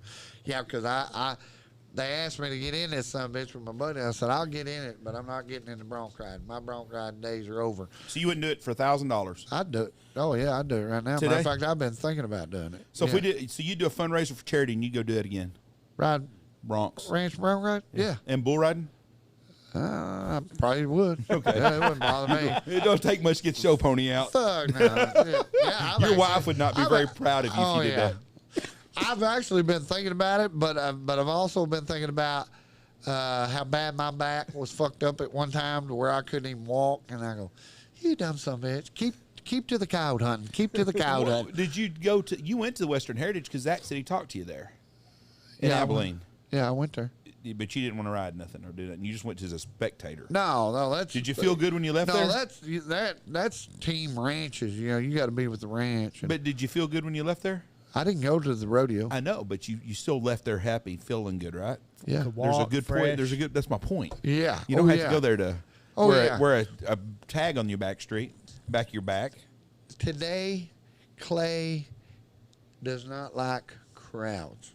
I went down there on purpose. I had to pick up a buckle and all that, and I got these two guys on my shoulder, the good guy and the bad guy. Bad guy says, "Hey, let's go get fucked up and let's have some fun. It's fucking ranch rodeo. All your buddies are down here." And then this other son of a bitch said, "Fuck that shit. We go down that shit. I want to go to bed. We got to fucking kill a cow here in a little while. God damn it." Yeah. Gotta keep our streak going. And like I say, and it doesn't matter. It's kind of like I told Bobby Posky one day. We were talking about going to bar. I said, "Bobby, guys like me and you ain't got any business going around drunks. That's because we don't have the temperament to put up with it. And the bad thing is we're good at knocking people out. And now, when we were 150 pounds, we knock people out. But nowadays we pack more bullshit behind our shit. And I know guys that went to the pen, knock a guy out, and he falls down, hits the head, and he's fucking whole life run over a bar. So I have learned not to put myself in those situations. And anytime there's a crowd, there's going to be that guy that going to mouth off or say something, and I don't have the resolve to say, "Clay, just the bad guy over here weighs more than this little son of a bitch over here." 2022 is not 1985 anymore. Either. Exactly, and that kid dead. Yep. Well, I had my buddy over in Holiday, Texas, get killed the other day. I saw that, Gary. Yeah, Gary, good motherfucker, and he was defending a gal, that was getting her ass beat over there, going to help her out. Boom, dead that quick. Did you know the old boy that shot him? No. I saw he was at Archer City though. Yeah, I didn't know him. Name, ring, barrel, face looked familiar, but I didn't know him. But So he just went to defend this girl? yeah, he should Shot be him? getting beat out in the front yard. Yeah, and he shot him right in the face. That's I the think. thing. Like you see those things. I was looking at Twitter just the other day, and lady got mugged on a subway, and people Yeah. were just watching, and I'm thinking like, And filming it. and I'm like, well, I couldn't do it. I'd have to say to try to help. but if I've got Gary, I've got my wife and kids, and I'm seeing that, like, am I gonna risk getting a bullet in between my eyes? Yeah, they say that's the deal. I'm not that guy. Yeah. I'm always going to step in, so I can't put myself in those places that shit's going to happen. I got to stay away from that stuff. See, I'm that way. I can't. I just cannot I could not. be a spectator to something exactly. like that. There's no And way. And I might get killed that way. It could happen, but Yeah. I don't have the. But that's one of the problems in our country is that stuff didn't happen all the time back then because somebody was going to step in and knock the fuck out of somebody. Oh, yeah. And people didn't have a gun with them all the time. Very seldom do I remember ever going somewhere that someone had a gun with us. Do you remember that much? No. I mean, you never. didn't think about it. And there's a reason I didn't carry a gun. That's another thing. Everybody says, "Well, why don't you carry a pistol?" I said, "I do in that pickup, but I don't carry one on my deal because I don't have the temperament to do Yeah. it because I get mad." But back in the day, you didn't think about a pistol nowhere. Fuck no, There was hell- people had fights on Kemp Street all the time. Every Friday and Saturday night. There's a Every one of my best friends, that's how I usually, Barry Ragsdale, me and him beat each other's head up there that one day. And then the next Monday, we're working together for the next year. And best bud. But nobody ever pulled a gun or nothing. That's what I'm saying. No. Today, every time there's a street fight, a fucking 16-year-old kid killed a 15-year-old kid in Wichita yesterday, I saw. Yep. They've had, 5 murders in Wichita Falls in the yeah. last week. I mean, that's it's just, more than they've had in the last 5 years combined. And they want to blame it on, it's not a gun problem, it's a people problem. Yeah, exactly. People today are different than that. It's like kids today. Kids today, it's parents that have ruined the kids. Yeah. Kids are raised the same. Yeah, exactly. I mean, kids are raised different. You raise a kid the same way you did in 1970, he's going to turn out the same way. But you don't. Yeah, that's what them old guys the other day was talking about the generation. Yeah, I got it. You're to blame. You're to blame. Your generation raised our generation, so yeah, y'all got to shoulder some of the blame there, cowboy. Kids don't know anything. Kids, they're all a product of what they're they taught. were raised in. That's exactly right. And that's what's bad is, we get our rural kids, which for the most part. Better than city kids. Better than the city kids. But then they got to acclimate themselves to the city kids, and it's a lot of times they don't G-high because they're naive to what goes on over there in the city. It's totally different game, like it shooting yesterday. Your opinion on this? My opinion is this, and as I've gotten older, I've thought about this more. When I was 20 to 24 years old and go to Cheyenne Cattle Company, in mid-August, all the freshmen would come into town. All those new girls coming in, never been to a bar before. You know what I'm talking about. Well, yeah, that's when you take this little toothpick over there and you see it leaned up.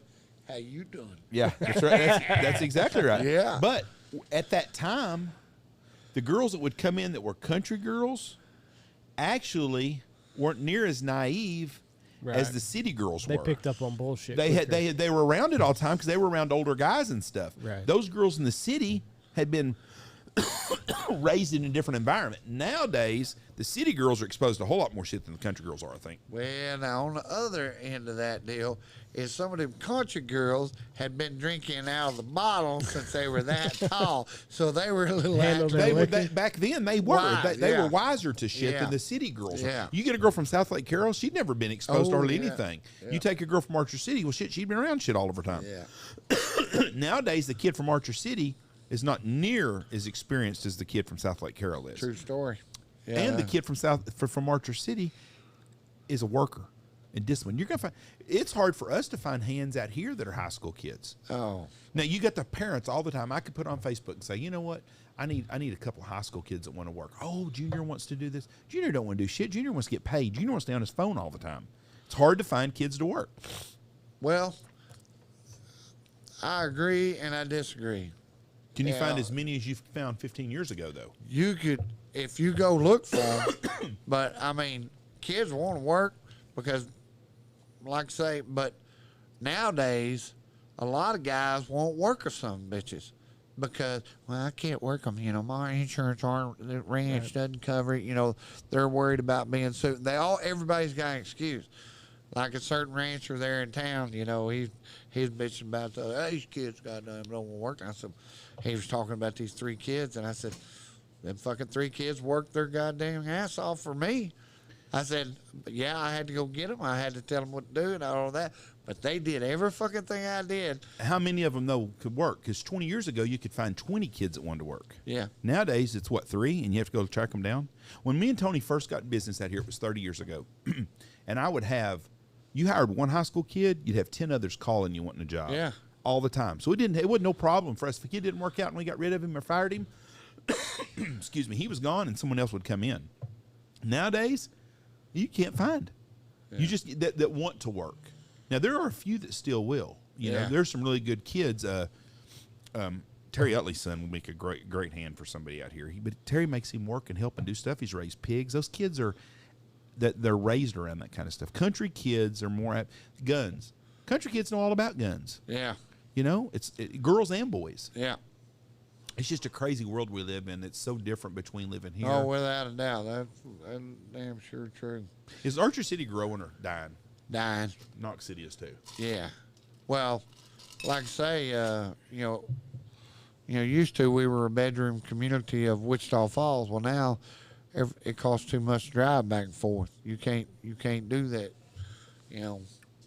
Because we don't have. Well, I tell you what. I said, you want me to tell you how you make Knox City grow?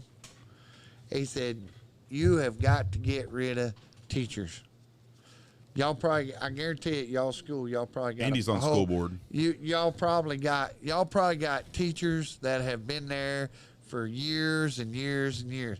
All right, y'all's biggest in our. Oh, I know what you're saying there. All their kids are raised. Well, yeah, all their kids are raised. Right. Well, they're living in houses that somebody else knew could be.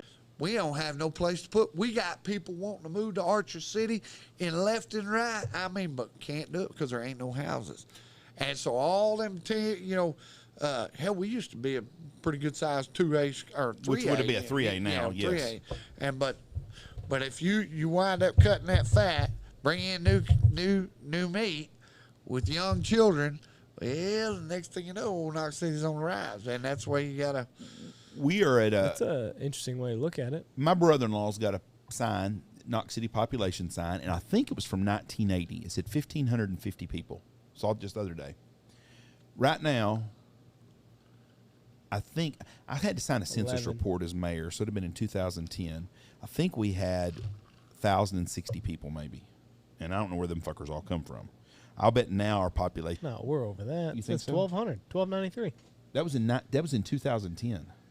I don't think they've put the new one up from 20 yet. Okay. But regardless of what it is, we don't have that many people here. Of Call it course, 1,000. now you know a lot of your farm deals have, Yeah, have let's went say under. it's 1,000 people Yeah, that live cotton, here. Yeah, watermelon deal Yeah. ain't out here. Yeah. let's say we got 1,000 people though. The problem is, I don't know where the hell we'd have put 500 other people because there's no housing for nobody. Exactly. Because a bunch of the old houses people lived in have been burned up or boarded down or bulldozed Yeah. over. But here's what I say to that. How many of those houses back then were a house of 4, mom, dad, 2 kids? Exactly. And now just Yeah. house of 2. That's what he's Yeah, saying. well, All the that's what I'm teachers saying. Right. are older. Yeah, because their Right. kids are gone and they're not coming back and Right. moving to Knox City. we went to Because they can't even if they want to. We went to Pee Wee track meet the other day, Reese's Pee Wee track meet. There's a lot of parents or grandparents of kids. Me and Michelle are having some of the same grandparents that were parents when we were parents with our kids raising up. Yeah. And now it's their grandkids. But when you look in the stands and stuff, it's a whole different group of people in Knox City compared to what we used to have. Yeah. We used to have a bunch, like you said, teachers. Well, you got 2 teachers and they got 3 kids or 2 kids. That's a nice, respectable family. We don't have very many of them anymore. No. We don't have a guy that's a doctor with a family. We don't have an attorney in family. We don't have a lot of all the businesses that are out here. The guys are my age or older, and they've raised their kids and Yeah. stuff, and they're retired. We don't have the young nucleus. So I didn't realize y'all were having the same problem in Archer City too. Yeah. And those people, they don't want Archer City. I would think those people, especially if their kids don't give here. I'm going to stay in Knox City. My business is here. My grandkids are in the area, so this is where I'm going to stay at. But if I lived in Archer City or if I lived in Knox City and my kids moved to Dallas or Houston or wherever with my grandkids, and you could sell your house and cash in pretty good and buy a house somewhere else, that's what I would do. There's people buying houses here right now that are in California and stuff because that's what they're doing out there. They're selling a house for $1 million, buying a house here for $150,000. They got $800,000 You to could play buy on. a house in Arch City if you want to because there's nothing available. But if you had enough money, Yeah. you could. But it's Yeah, going to that's be what- big money. Holiday fixing to go to 5A. You know, because All the Wichita Falls kids are leaving because the school they're- system's so they're fucked up. They're Holiday has been able to manipulate the transfer. They've always had a lot of transfers over there. Everybody lives in Wichita, goes to Holiday, good school. All right, well, now, over there on 1954, they'd opened the deal. There's going to be like 80 homes in that one. My place don't even look we- the same as it did 15 years ago. Holiday does. No, but the they- 1954 how that- don't. Yeah, no. Yeah, because they're building them houses. 80 houses on that one plot, and then another place is they're going to put 44 houses on there. So you're talking about 120 new families. Say they got 1 kid, that's 120 new kids. Yeah. So, but they're all within that. Do the transfer. I dated a girl that lived right outside of Holiday in 1985, and so I would drive that way down 1954, Lakeside City to 1954, and I'd go by there. And there was 12 houses on 1954. 3 of them were firemen. Yeah. And right down there. You go by there now, and there's 100 houses. It is a neighborhood from Holiday all the way around Lake Wichita now. Lakeside, all the way to Holiday. And that big ass fire department they built at Lakeside City too. I couldn't believe how big that's grown there. Yeah, it's. And I guess Lex Graham's gonna have the last big ranch over there. Oh, 'Cause I'll bet he you ain't lived over there in years. Lex don't live in there no more. No, he lives over there south of Winthorpe. Yeah, Oh, he's they moved to the father-in-law's house. Yeah, Didn't yeah, the old Hastings place. Yeah. Yeah, he's lived there. they? Lex and my dad were good friends. Lex a really neat guy. Oh, goddamn, me and him, he was my biggest fan. Back when I was fighting tough man contests and boxing, him and Dick Gaines and Jim Lee and all them, they'd come watch me fight. And then I'd go out there and watch them every time there was a Tyson fight or something over there. Man, they were a lot of fun to watch. Listen to them old fuckers. Matter of fact, he called me here last year. He said, "Hey, Reid, da-da-da." He said, "I need one of them damn varmint calls. You give me a varmint call?" I said, "I will get you a varmint call." I said, "What the hell?" Well, him and Kathy, his wife, they sit on the back porch and they put that varmint call out there. Sometimes they'll put a pig squall and shoot hogs. Sometimes they'll put the cow call, shoot cow right off back porch and have a glass He's of a wine. super nice guy. Him and my dad were great, great, great friends for years. Have you ever been hit with a liver shot? I've seen them on. You ain't shit. And it shuts the whole body down. Yeah. Well, not really a liver, kidney shot. Kidney, but yeah, the liver, I know what you're talking about, but kidney's bad enough. I mean, it'll fucking shockwave down your back. Yeah, well, it'll knock you out. I mean, it is bad. That son of a gun, we were doing it just sparring one time over there, and our coach hit me, god dang.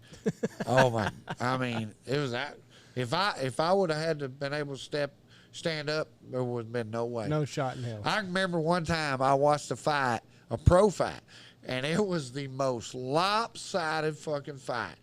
There's a white boy and a black boy, and the black boy is the champion. I mean, he's like champ, and it was kind of like Apollo and Rocky. Except this Rocky had no talent, and that announcer is, "This is the most lopsided." I mean, I feel bad for Joe Bob, da da da da, and I mean the fight's almost over, and then all of a sudden, old Joe Bob, he digs deep in there and he hits that guy with a kidney shot. Fight was over.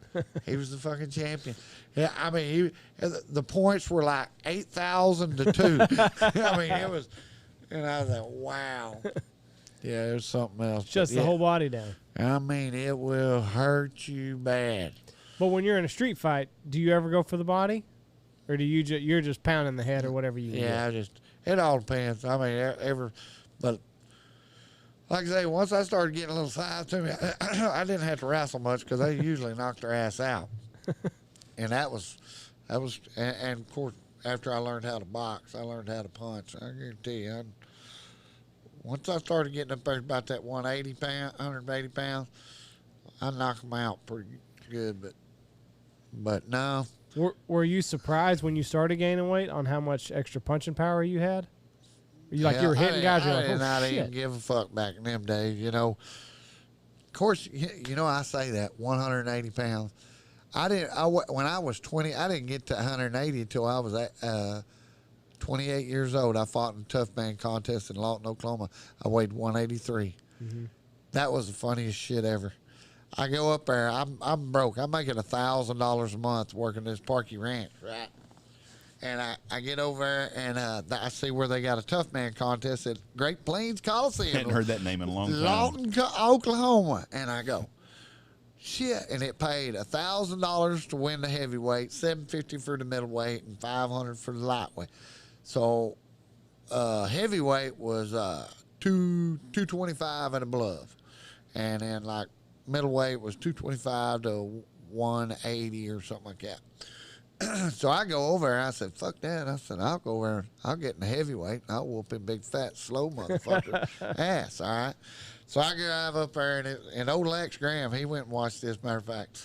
So I get up there at this deal, and I go to sign up. And I said, Clay Reid, Mankins, Texas. And the old boy, when I put down Mankins, you from Mankins? I said, yes, sir. He goes, well, hell, my family's from Mankins. Keith Lavender? Keith Lavender. I knew it had to be. I said, and he told me his name. I said, oh, yeah, you Sonny Lavender. And Jason. He goes, yeah. Jason was he was refereeing one of the fights. He refereed my fight. And so, anyway, we get up there, and he goes, all right, man, and he goes, I see you're signed up for the heavyweight. I said, yeah. I said, I need 1,000. I don't need 750. And he goes, all right. He wrote me down. Well, I walked back out there to go to the car. As I'm going across the parking lot, I look up, and there's this old guy named Ivan. I think his name's Ivan. But Ivan is like 6'9", fucking arms like this. Got a few pro fights under him. I knew him from when we boxed years before, when we were young. I mean, got arms. This guy. A little reach on you. Not just a little bit. His arms were longer than I was tall. And like I say, he could box. He was tough. And 6'9". And I was like, oh, fuck. And I said, 750 sounds better. I said, sounds better. I said, hey, Ivan, what's up? And he goes, hey, Reid, you fighting? I said, yeah. He goes, You in the heavyweight? I said, I ain't anymore. I went in and I said, put me in the middleweight. And it gets funnier. So we get up there with Ivan. The only reason probably kept him from going pro was he was a drunk, turned into drunk. Well, he fights that first fight, and the first fight he got the draw. There was 2 twins. We got what we call the bull ring over there, where all the fighters that are fixing to fight, they all over there warming up. Well, there's these and bleachers, you know, and you sit over there. Well, there's these 2 twins from Lawton, Oklahoma, Indian boys, you know, and they're about 19 years old, right out of high school, soft. Big guys, probably been bullies their whole goddamn life. And I knew they were in trouble because they were in Ivan's division. Anyway, I asked that one old kid, I said, Ella, what y'all getting in this for? He said, shit, it's Friday night. We might as well whoop somebody's ass, get paid for it. They high-five us. All right. Well, the first brother, he winds up drawing Ivan. Well, Ivan, he's sitting over in the corner. Hell, I'm pretty sure that some bitch was smoking a cigarette. And they said, ladies and gentlemen, please welcome from Lawton, Oklahoma, Geronimo Deerwater. So, you know, one of them Indian names. They're both Indian kids. And he's like, he's a hometown boy. And everybody's, yeah, kick his ass, kick his ass. Kick his ass, Seabass, kick his ass. And, well, Oh, Ivan, he ain't got his goddamn arms off the turnbuckle. You know, he's still sitting over. And from Wichita Falls, we got Ivan. And, yeah. But, well, anyway, they fucking rung that bell, and that Indian boy run over there to Ivan. Ivan never even got out of his goddamn corner. That son of a bitch run as fast as he's going to do it. He's going to give him one of them haymakers, you know. Ivan looked like you'd shot that son of a bitch with a goddamn buffalo gun. Ivan threw the overhand right one. Boom! Hit old big boy on the butt, and his fingers and toes curled up. And he went, one punch, fight's over. Well, this is where it got good, because Ivan didn't know it, but Coors Light was sponsoring the Tough Man contest. Shit. So anytime you knocked anybody out, you got a case of beer. Well, Ivan, being the alcoholic that he was, his eyes lit up when the ring girl come out there with it. So I knew everybody was going to die at this fucking deal in the heavyweight division. And so the next night, my language. The other damn brother has got to fight him. Well, he ain't dancing. He don't want to fight. He's like, I don't want to do this. I don't want to do this. And Ivan, he's over there like a fucking show horse and a race horse, ready to go. Somebody ring this motherfucking bell. Because Ivan fixing to kill somebody. And so they rung that fucking bell. And old Ivan run over because he's going to get that goddamn case of beer. He runs over to that motherfucker. When he did, that son of a bitch run. I mean, that big fat Indian boy looked like he was literally running for his life. Run around that goddamn ground. And I was going, come here, motherfucker. I'm going to get my goddamn knockout, boy.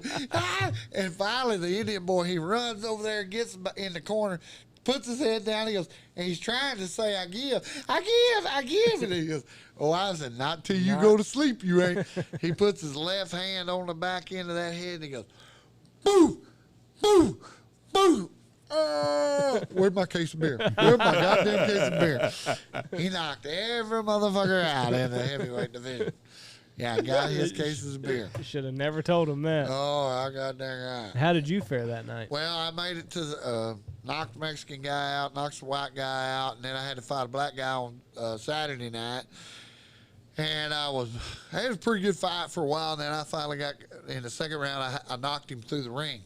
I hit him with a good right, and he went through the ring, and shit, we're fighting. You know, I'm thinking brawl. So I come out of the ring, and I'm whooping his ass on the judges' table. Oh, they threw you out for that shit.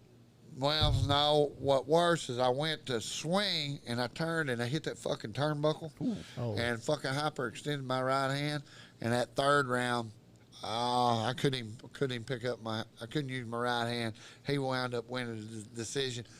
Little did I know, did he do me a considerable favor, because, all right, so we fought. And it was a hell of a fight. Me and him went toe to toe, and we fucking gave it all we could. But you get a 15-minute break, and then you got to fight again. Well, you got to fight a kid named Rodney McSwain. Rodney is just under the heavyweight deal. He weighed like 124 and 3/4. And I mean, built like a goddamn cobra, 20 years old, fucking redheaded, goddamn Irish. I mean, just look at him and tell you he's a mean son of a bitch. And, well, he never got past the first 20 seconds of any fight he had. He killed everybody. So the black boy, after going toe-to-toe with me, had to go over there and fight Rodney McSwain on 15-minute break. I'm still back there laying on the concrete, cold concrete to get cooled down when I hear him get killed out there. And they said, and I said, how's he doing? Oh, he's asleep. The McSwain kid win it all? Yeah. Was he a Wichita Falls or Lawton kid? No, he's a Lawton. Actually, I think he was from, if I remember correctly, he was from Mustang, Oklahoma. He won it 3 years in a row. Well, that was the third year in a row. Yeah. Somebody asked, did you get chased by the skunk? I feel like I remember that story. Get chased by the skunk? Yeah, I don't know. It says, you get sprayed by a Clay skunk? the one that got chased by the skunk? Didn't you get... I don't remember that. I thought you got drunk one night. He did do that. Woke up and a skunk. But I thought it was when you were puking around the trampoline. No, it wasn't me. Maybe it wasn't you. He's the one that went home with the girl in the Cadillac that looked like a troll. No, that's There's your not chance to be a millionaire. I know it. Fuck that deal up. God damn, but she was professional. I saw somebody in a Riviera the other day, and I thought about that story. Yeah, I had that, open that Riviera, that trunk. I said, I would offer you a beer, but we don't even have electricity, so it would be hot. We had candles in that trailer house. Oh, yeah, she was professional. Opened the trunk of that son of a bitch. She had a cooler full of Bud Light, cooler full of Coors Light, and a glove box full of marijuana. So whatever pleasure we like, she was going to get laid that night. Damn, that bitch was ugly. Whoa. What's the deal with your pickup? You got an air conditioner in the back of your pickup. That's for his bed. You goddamn right. I understand. I will. All them homeless days in my lifetime, I had to sleep a lot, sweating. Hot. I done made a vow. As long as I can pay the fucking light bill, we ain't fucking sweating. Balls ain't sweating when I sleep. So you're touring everything, and that's the back of your bed. Yes. Yeah. Well, I've only had to use it one time, and that was up there in Baggs, Wyoming. I was up there coyote hunting. It was like 94 degrees during the day, and I had to use it up there. I walked out there to piss, and I was like, "What is he got It going will on back freeze there? your ass off." Is it nice when back I there? pulled up here at the damn, what's y'all's little convenience store up there? Allsup's or Penman's? Penman's, I think. Yeah, Penman. Yeah, everybody's taking pictures of the. Did you see the Hat Creek Cattle Company sign on the side of it? No, I just saw the air in conditioner Lonesome sticking Dove, out. when they on the side of their wagon they had Hat Creek Cattle Company. We don't rent pigs. Uva, you had the Latin written on it and all that. Well, when I built that old box, I knew I had to have that sign on the side, so I had a guy build it for me for $100. So it says Hat Creek Cattle Company. Well, every time last year when I went on that big trip, 4,000 miles, every time I pulled into a gas station, somebody'd say, "Is that your ranch?" And I'd say, "No, it's in Lonesome. That's Lonesome Dove. It's side. You have to give dissertation about the whole deal." Finally, I done made up my mind. Next time somebody asked me, and I got up to Wells, Nevada, across from Donna's Whorehouse. And we're Donna's Whorehouse. Yeah, they're not very pretty. I didn't even know. You have to see something like that to I didn't believe even it. know they had whorehouses up there, but I got online. They got a Facebook page. You can go on and check in. you need to pull up Donna's Whorehouse. But anyway, so I look. So anyway, I'm at this Whorehouse? no, I'm at a truck stop that's across from it, and this guy, he tells me he just sold everything he had, moving from Pensacola, Florida to Wells, Nevada, And I said, that's a cool deal. Well, then all of a sudden, right before I was done, They accept credit cards. yeah. He goes, "Is that your ranch?" And I said, "Well, as a matter of fact, it is." I said, me and my buddy started out down there on the Rio Grande years ago, but it got so goddamn hot down there. We decided to move all of our cows and stuff and start ranching up in Montana. Moved all our shit up there. Shortly after we got up there, though, the poor soul got a bad leg wound infection, and got gangrene and died. He died But- on us. But before he died, he made me promise him that I would take him down there to Waco and bury him along the Brazos River. And he goes, "Are you shitting me?" I said, "Well, fuck yeah, I'm shitting you." Sounds like it could be a movie, doesn't it? Yeah. Donna, no. Now, them arrows right there don't look It's so not bad, Donna's? Clay. No, that ain't. Go to girls right You there on the remember the bottom. one-armed bandit? Wells, Yes. Nevada. The one-armed bandit, that's just about Yep. the way Donna's. No, see where it says girls down below, right to your you left. will to your never left. see that at Andy, Donna's go Ranch. up. Go up. Maya, blowjobs, full sex, hand jobs, threesome. She's good for anything. Go, Girlfriend go- experience. Go up. Go to the left right there. It says girls. You can click on the girls there and see what we got. Oh, never mind. I guess that was a girl. Yeah, I'll Those are bet you girls. ain't never going to see them. Chelsea. That's on Facebook? Yeah, it's on her Click on Chelsea. See if it shows Donna's actually what she Ranch looks like. .sex. If it's .sex, it's good stuff. I'm Threesomes, assuming. I guess that you Well- could take your friend with you. What was funny is I got out there, and the first time I went out there to Nevada, He has nice hair. If that's she's from Texas. She's from And his Texas. spectacular personality. That bitch is ugly. That's what that's saying right there. if that's your I'm telling calling you. card, I'm that is a bad deal. Oh, what kind of prostitute you sleep with? I She got had nice really hair. nice hair and a good And personality. she was super And nice. from Texas. And she was from Texas. Nice. And she's wore the fuck out. She's very professional. Been in the business a long time. Yeah. That bitch is ugly. That may be the one-armed bandit. Can Oh, you look help? at this. Can you help me? This is our second try at a threesome. First one was bogus. Both of us excited and willing. Your thoughts? Oh my goodness. Good toe sucker. Oh, my God.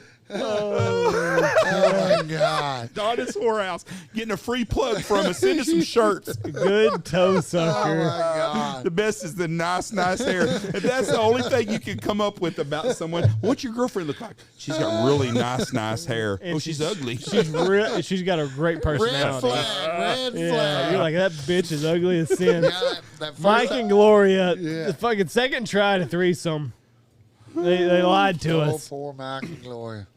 Yeah, we come through there, in between Vegas and you get out there, there's 189 miles out in the middle of the desert. Oh, You- the skunk story. I know what it is now. They want me to tell. Go ahead.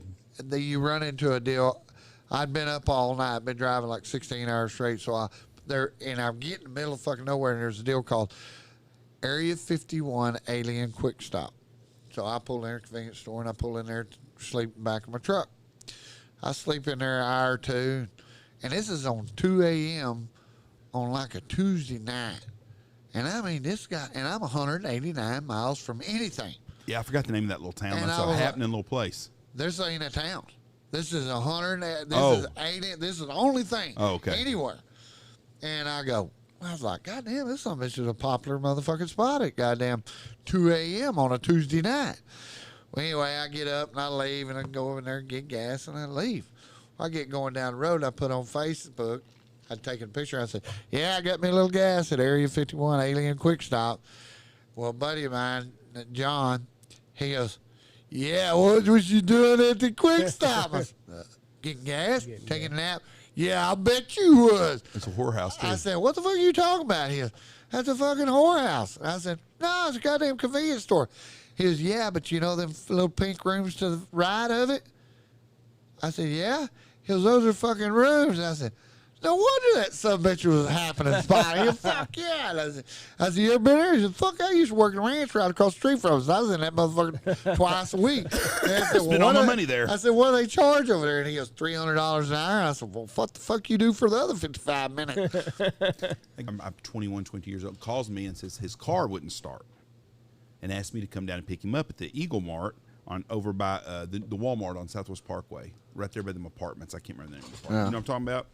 You know where the Walmart is on by Sutherland's? Yeah. And there used to be an Eagle Mart right there. Yeah, where yeah, McDonald's yeah. is. Okay, right. So I said, okay, I'll come pick you up. First, I tell him, I said, listen, it's 2 a.m. I left the bar at 12:30. Had to be at work. Worked at Huff Furniture. Had to be at work, 8 o'clock in the morning. And I told him, I said, see if someone's got some jumper cables there. If not, in 10 minutes, call me. So he calls me back like 15 minutes later. Nobody else has got jumper cables at their house. I'm like, fucking just ask somebody coming in there if they got some jumper cables. I said, if somebody don't come up there with jumper cables, I'll come get your ass. Okay. 15 minutes later, he calls me. He's like, hey, nobody else has come by here. Well, shit, no, now it's almost 3 in the morning. I said, all right, I'll be up there. So I get my truck and I drive over there, and I don't see the son of a bitch's car anywhere. I'm thinking, that little fucker is lying to me. I'm going to be madder than hell. So he comes walking outside. I'm like, where's your car at? Oh, it's just drive down here. Professional Drive's the name of that road. So I drive down. I said, okay. So I take off driving. You know, there wasn't nothing else back there. There wasn't a Walmart or nothing. And I drive down there and I drive. And he said, turn right here. And I turn right here. And he said, turn left here. And I turn left. I'm like, now we're across Highway 79 back behind the bar, the old cowboy bar there, whatever, Race Rutledge's place. Yeah. Texas Nightlife. Go back by the cemetery, and we're going on down a little bit. I'm like, God dang. He said, yeah, this is where that skunk chased me, and I stopped and had to throw up. I'm like, what? I go, where's your car at? He goes, I took that little Mexican girl home from the bar tonight. Remember her? I said, not really. I said, well, where's she at? Oh, she's in my car. I go, what? We drive all the way. You remember where Tony Gibbs got murdered and they threw that body by the deal? That's where we're at, over by the old bait stop. That's where he's at now. So I pulled up there and I go, where's she at? Windows are rolled down the car. This is December. It's about 17 freaking degrees. Windows are fogged up and stuff. He goes, well, when I left, she was asleep in the front seat, laying in the front seat. And I go, hey. And she goes, Mike, turn the TV off. Mike, turn the TV off. I don't know who Mike is, but he probably is not real happy if he knew where you were at either. So she's colder and shit. I mean, nipples are about that freaking big. I said, do you want to get in my truck? She goes, yeah. So she goes and gets in my truck, no clothes on, just goes and gets in my truck. So I tell my buddy, I said, do you want me to, I said, pull around. I'll pull around in front of you, pop your hood, and I'll get my jumper cables out of the back. He said, why don't you can you push my car and start it? I was like, yeah. I said, I don't want you bitching if my truck's going to be a little higher than your bumper on your car. Oh, it won't problem. I get behind that son of a bitch, and I park that car, and I go, I push it, and then, meep. He waved, see you later. And he took off, and I had to take that bitch home. She lived over by the base, butt naked, 4 o'clock in the morning. I'm like, who do you live with? My parents. My parents? I go, it's like Animal House. How old are you? Yeah. I go, yeah, she's about 18. I go, well, do you have a key? Because I know you don't have one on you there, I don't think. She goes, there's one under the pot on the front steps. I said, okay. I said, when do your parents get up? My dad goes to the base. He has to leave for work at 4:30. I'm like, son of a bitch. Like, shit, well, I wouldn't get pulled over here. Anyway, just left my ass there. Thought it was funny as shit. That brings up a sorry moment, one of the sorrier moments in my life. But not as sorry as my brother. One night we went out to Stetson's, and you know where that Finkler house is there, out there at Lakeside City, the old farmhouse? Oh, yes. We used to live in that. Me and Darcy Muncie and old Shelley Kirk. Darcy Muncie. Yeah. And she grew up down the street from us when she was like little. Shelley Kirk. We all lived down there. And, we went to the bar one night.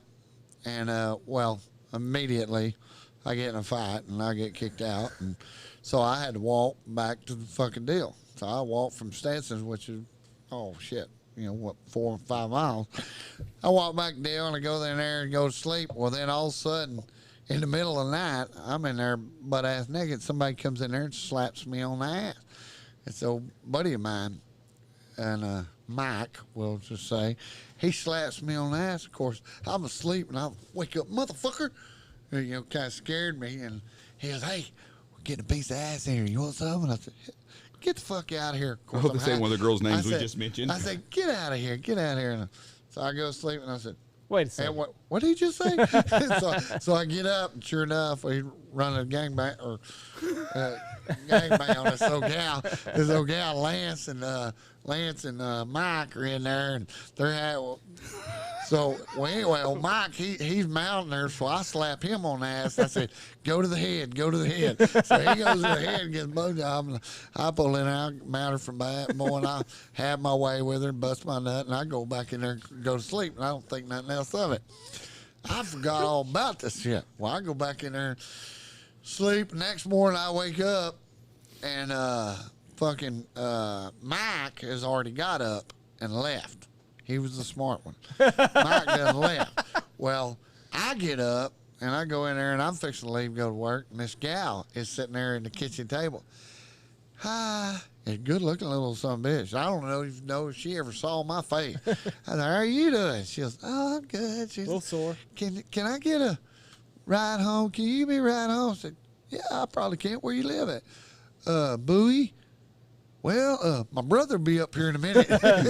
He'll give you a ride. I said, I got to go to work. I'll be at work at 6. Okay. So I leave. Mike had already done the same routine, so I got it. Well, then Lance gets up. Of course, Lance, he has no scruples. He don't give a fuck. And somebody she goes, hey, can you give me a ride? You damn right. Hell, jump to pick up. Come on, I'll give you a ride. Oh, yeah. That's when he worked down there for Wichita Medical. And he says, where you live at? It's Bowie. He goes, oh, yeah, I'll give you a ride. I got to go down there and get gas. So he said, I got to get gas. So they pulled down there to 7-Eleven on Southwest Parkway in Kemp right there, get gas. So she says, I got to go use the phone. And she goes, all right, I'm going to go out pump the gas. He pumped that gas. Left that bitch sitting there at the fucking 7-Eleven. I thought, you didn't do that, did you? Fuck yeah, I went to get bitch goddamn. Bowie's a long ass way. That motherfucker give all three of us a piece of ass. You goddamn. He goes, well, you didn't fucking take her. Well, shit, I don't got the money for the gas. I don't think my pickup make it to good. Yeah. She gave all three of us. Poor gal. Yeah. Oh, shit. Yeah, that was back when we could get pussy on accident. On accident. I guarantee you. I remember one time me and O'Shawn lived together. We're sitting out there on the back of my old brown Hornet pickup. We're just sitting there smoking. This is in Archer City. You know, opportunity ain't in, I mean, unless you want the buffalo herd, you know, you can get them all day. The 911 car. Yeah, the 911 girls, you can call them at any time. But opportunity, you know, for good-looking gals. I'm sitting on the back of the deal one day, and all of a sudden I said, Sean, look at that. Come walking down the hill, coming right to us is this pretty little old red-headed gal. Never seen her before in my life. And I said, more drink beer. And I said, how you doing? You know, Mr. Congenial, I strike up a conversation. Hell, come over here. Out of your shell now. Yeah. Sit over here with me. She sits, and I said, I'm trying to walk. Said, I've been staying with my grandmother. I got a bad back. And I said, well, it's a little known fact that I have healing hands. I said, I can fix that back of yours. I throw the old line of shit to her. I said, but there's only one condition. She goes, oh, yeah, what's that? So you got to be naked. Hook, line, and sinker. Okay, whatever it takes to fix my back. So I take her into Sean's bed. He's got a water bed. Have my way with her. But I'm not stingy. You know, I'm going to share with my buddy. So I grabbed a towel. I said, I'll be right back. I get finished with her. And I said, I'll be right back. So I run out there to go get my buddy Sean. I said, John, I'm running around the house with my goddamn, you know, outside with a towel on. John, motherfucker ain't nowhere to be found. Finally, hell, he come pulling up. He left when he got some goddamn snuff. And I said, what the fuck you doing, man? I said, goddamn, I had that bitch ready for you to go. I was going to share with you. You got some pussy in there. He goes, you did not. I said, goddamn sure, you're lying somebody. I said, well, I tell you what, sunshine, go in there and check that little spot in the middle of your sheet and your bed and tell me I'm lying. You fucked her in my goddamn bed. That's so much better than goddamn morning. And about that time, she got dressed and walked out the damn house. Was her back better, though? That's what everybody wants to know. She walked real good after I got done. Your spirit fingers. Yeah, that part lesbian comes in handy. But that's what I'm saying. You get pussy on accident back in them days. Now you can't. No, you got to work for it. You got to go in there. Come on, honey, please. You got to beg for it. Yeah. Yeah, please. I'm lucky on that apartment. Kelly, she has never turned me down. Yeah. She's a whore just like me. Well, that's why we stay together for 30 minutes. She Do you want to talk about the additions in the family or not? The what? Additions? Her fake titties? There you go. Oh, yeah. How did that work? How was the consultation? Did you get embarrassed any on that? I was not there. I went. Mine was embarrassing. Yeah, I didn't. No. I like how I got them. I was sitting at RT's America. Of course, Kelly's wanted them for goddamn forever. And I was like, you don't need no damn hell. That's a bitch super fine anyway. I said, you don't need no goddamn titties. And well, anyway, I was sitting at RT's one day eating, and old Jerry Griffin comes in there, and he goes, probably shouldn't have used his first real name there, but anyway. It's live. He come in there, and he goes, look at that. And I go, holy shit. Who's that? He goes, that's my old lady. I said, those are fucking awesome. And he goes, yeah, I just got them. I said, those are awesome.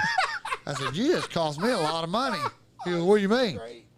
He goes, well, I just happened to get a goddamn shipping bonus, and he said, and it was Valentine's Day. And he said, I'm fixing to get some for Kelly, because that's what my sister does for a living. Lacey, she puts them fake titties. So I called old Kelly. Stripper. I said, Kelly, That's a different sister. I'd Different forgotten what the sister. motherfuckers were supposed to look like. Those were awesome. I mean, they were fucking. So I called old Kelly. I said, Happy Valentine's Day. She said, What do you mean? I said, I got you a present. She goes, What? I said, I knew boobies. Don't you be kidding me like that. Don't you be kidding me like that. I said, Nope. I said, Jerry showed me his old lady's titties, and they were awesome. And I said, We're going to get some. Oh, Jerry's going to be real proud of you when this comes. I don't give a fuck. And neither does he.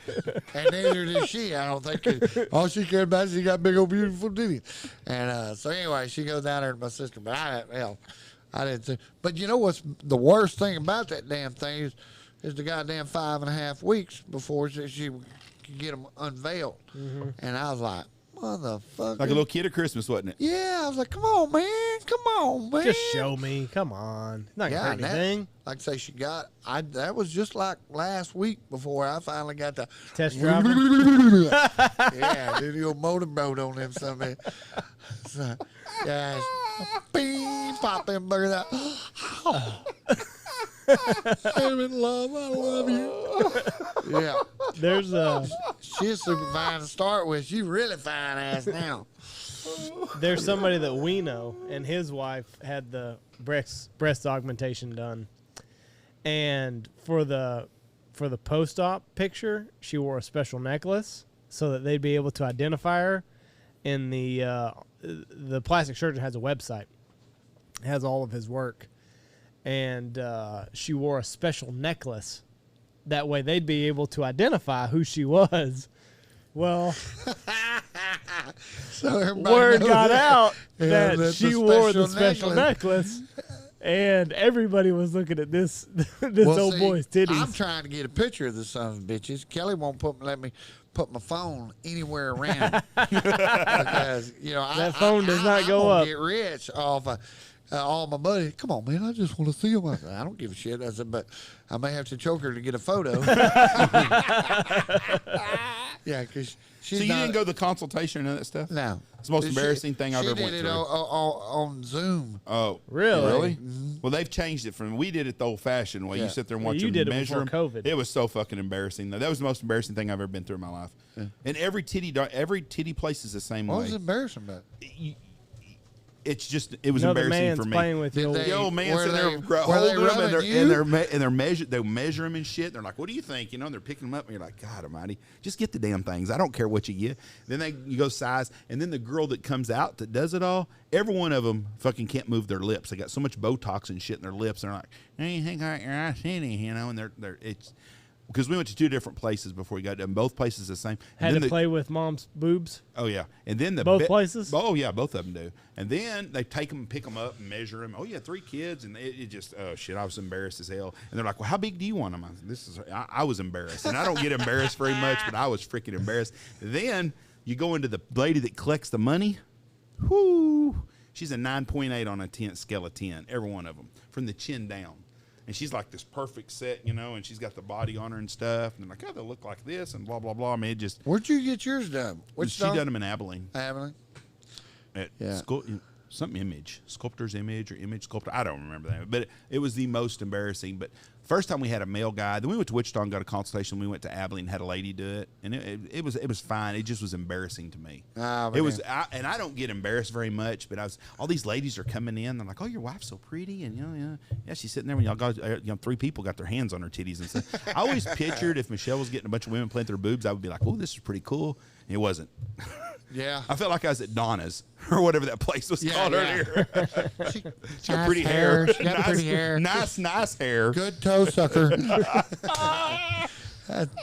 Someone is going to message me that's been to Donna's. I'm telling you what, you don't have to. I guarantee you, I know a bunch of them from Seymour, Texas. Probably been to Donna's. I didn't even know they had whorehouses at Wells, Nevada. I'm sitting there pumping gas, and I look over there, and there's I think 2 or 3 of them. There's Donna's and then another one. But man, on that highway that goes from Fallon, Nevada to Las Vegas. I can honestly tell you, Clay, I've never been on any of them places. Dude, been to Vegas a bunch, You but need I've never been to travel that Fallon. road. I mean, Think Well, Michelle they- will really enjoy it? there's a place called Hawthorne, and it is the world's biggest ammo dump, basically. That's where all of our ammo is. Yeah. It's weird. You pull in there. When you come in there, you look over there, and just thousands and thousands of concrete silos covered with sand. And that's where all of our That ammo you is. can't probably see from air. You can see on there. I mean, like thousands of them scattered across that desert. I've never been from. I've wanted to drive from Vegas to Reno area and then cut across up there just because I've never seen it. I like to go places I've never seen. That's what I'm talking about. But yeah, and if you do, you got to go. The Tonopah, New Mexico or Nevada, is the Clown Hotel. I've seen the It is pictures a of it. creepy. Pull that motherfucker. Clown up. Hotel? Yeah, every room's Clown- different themed after a different But clown. the backyard is a miner's cemetery. Yeah, it's supposed to be haunted. Tonopah is that up by Area 51? Yeah. What is the name? Ruby, is that the name of the town up there? There's a place. There's named after a lady up there where they've got the Alien Inn. Is that? Well, see, the Area gonna look it 51. up. That's right before you get to Tonopah is that Area 51 Alien Quick Stop, the whorehouse, all the way down through there. Goddamn whorehouses, all the way. I mean, Aliens and whores is all you got. World's famous the Clown Motel. America's scariest motel. Have you seen? So there's another place. I can't remember where it's at, but they will pay you if you can make it all night there, and I think it's like 10 grand. Like, I ain't staying there then. But they'll beat they beat the fuck out of you. They'll drown you. No, I'm Oh out. no shit! They don't even tell you. Tonopah is way the fuck up there. But every room is a clown room. Yeah, it's a whole clown deal. Yeah, see if it'll say something about the cemetery and miners and yeah. There's an old gold. Let me do some research real quick. Gold mine. Yeah, matter of fact, that one town up there is called Gold something. There's a Gold Point, Goldfield, Goldfield. Scotty's Junction, Yeah. Tonopah. That's one place I've never Hawthorne. Hawthorne is where the ammo dump, and it's a weird fucking town. It's kind of got a spook to it. been to. You think there's some people disappeared out there in the desert? Oh my God! I guarantee that goddamn desert is full of goddamn bodies. There's not a better. Well, there's not a better. There's a bunch of. But Las Vegas is a hell of a story. There's a bunch of. But Las Vegas is a hell of a story. How they built that town and how it come from nothing to what it is. I mean, you can look on Wikipedia and like it was a town with 10,000 people. That is the most trashiest. Yeah, here it is. Tonopah Historic Cemetery. Let me see. It's just a picture of it. Yeah, that's some of it. So you think Vegas is a trashy town? Oh my God! I mean, it is. So, you get off the strip or around the deals.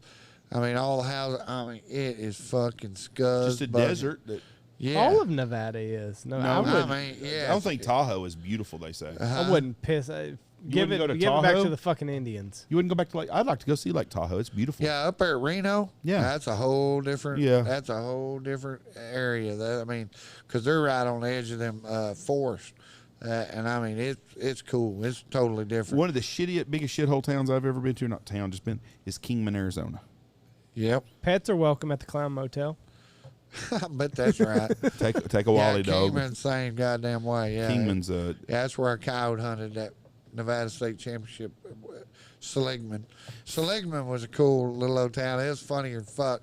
We stayed in that son of a bitch, but there's a cafe called Lulu's or Lolo's maybe, Lolo's I think it was.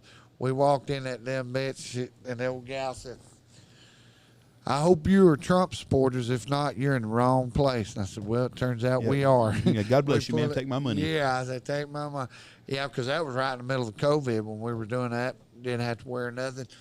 But it was funny is we pulled down our, of course, we stayed at the Route 66 Hotel, which was fucking cool as shit. And it looks like a little old dive. And it didn't cost us, like $80.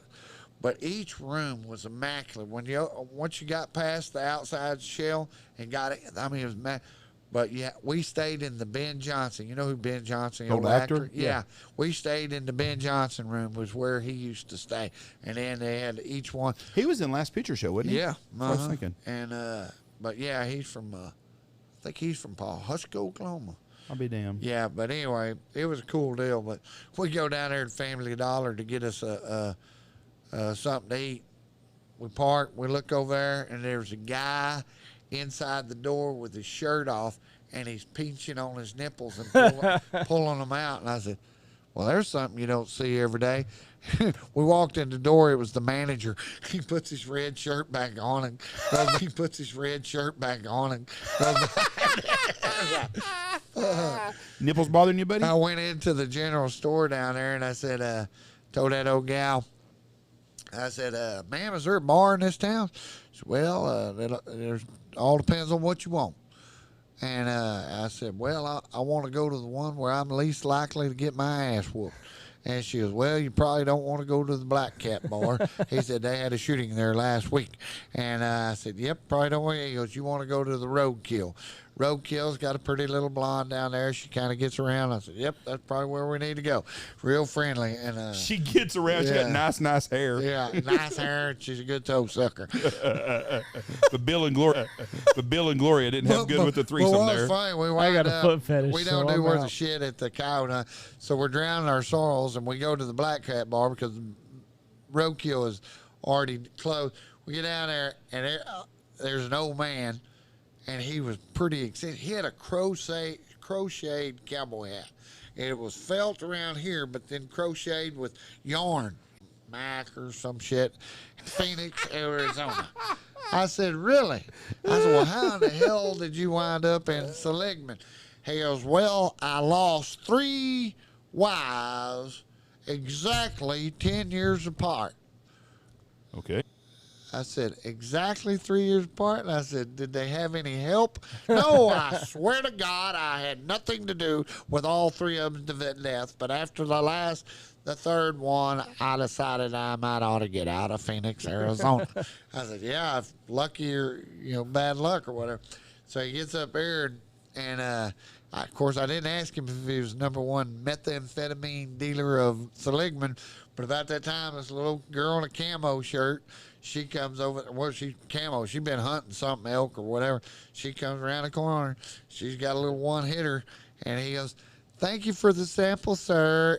The sample? All right. He goes, if you need any more, you come see. So I don't know about the methamphetamine, but at the very least, he was a pot peddler. And but he was, I was like, I wanted to ask him how did 3 wives die. I ask questions about that because I want to know. Yeah. Yeah, I didn't. I'm a question asker. Yeah. So the Clown Motel. Well, the shooting the week before had something to do with me not asking. I can understand. Yeah, I can understand that because he's too. got a pistol. Everybody there's got pistols. I mean, on their side, or it's just like goddamn gun smoke. And, The McCamey Manor, the world's most extreme haunted house. You get paid $20,000 to stay there for 10 hours. But they're gonna gag you, they're gonna bind you, they're gonna drug you, and they're gonna beat you. nope. They'll shave your head. You got to sign there's a waiver, 40-page waiver that they verbally read to you to make sure that everybody's on the same page. Has anybody stayed there all night? No, nobody's collected the money. They've been in 10 years. Dude, I'm thinking right now that's a pretty damn good gig. No. No, you I'm know talking what? be doing that. Oh yeah. Fuck yeah. I mean, if Yeah. you can just torture a motherfucker and you're going to, how know, much does it cost there? I would have know. normally thought I could have done that, but I did when my married. Her husband asked me to make a video, like a proof video, the deal up where he's asking me to win the marriage or her hand in marriage, and I keep telling him no. Why you got to be so rude? Well, one of the scenes in that deal, I had to go down in the cellar where he kidnapped me, has me in the cellar, bound and gagged. Oh, Well, I'm claustrophobic about shit like that. I've got or anything. Well, he got duct tape around my deal, got duct tape around my wrist, and I was cool down by the wrist, and I was cool down by the cellar, and I said, all right. And then all of a sudden they put that damn that'd be tape on awesome. my mouth. When they put that tape on my mouth, I don't know what it was. It was I mean, I started, and James was going, fuck's wrong with you? Take me. And so, way we had to do it is we couldn't, as long as it wasn't on there tight, I was fine. So we just had to put it up on top of my lip and act like it was on there. Bag of dog food is all it costs you. A bag of dog food? The person that runs it has 5 dogs, and all it costs is a bag of dog food. Couple ground rules. All it takes 21 years. Complete a physical, pass a background check. But I mean, some people are saying like they buried them alive, gave them a straw to breathe out of for hours on end. No.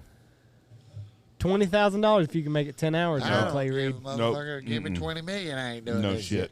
You don't think so? No. No. Couldn't do this shit I'm either. good. There's You're no a way. tough guy though, Clay. I'm not that It's tough. not stupid though. I do have potential to Yeah. be a pussy. You imagine bury me in a hole, I got pussy tendencies in there. bury me with a hole and give me a Yeah, straw, and yeah. that's one of them. Yeah. We talked about you in Puerto Rico. What were we talking about on the beach about the switch fight? There was somebody on the beach or something, and Michelle said, "Uh-oh, this would be a Clay Reid deal." And everybody just pop out. Somebody left somebody on the beach or something. Do you remember that on the boat? Clay Reid and they're moment. so there, and Michelle goes, "Oh, yeah, he'd be in our family." She goes, "Well, we could have a Clay Reid Thanksgiving with him and just pop out the switches. That'll run them off." Have you ran off anybody on that deal yet? With a switch fight. Any of your daughter's boyfriends? No. That I think my daughters were They were warned them. smart. They were smart enough never to bring them to a family function. It was individually they can kind of get away with it.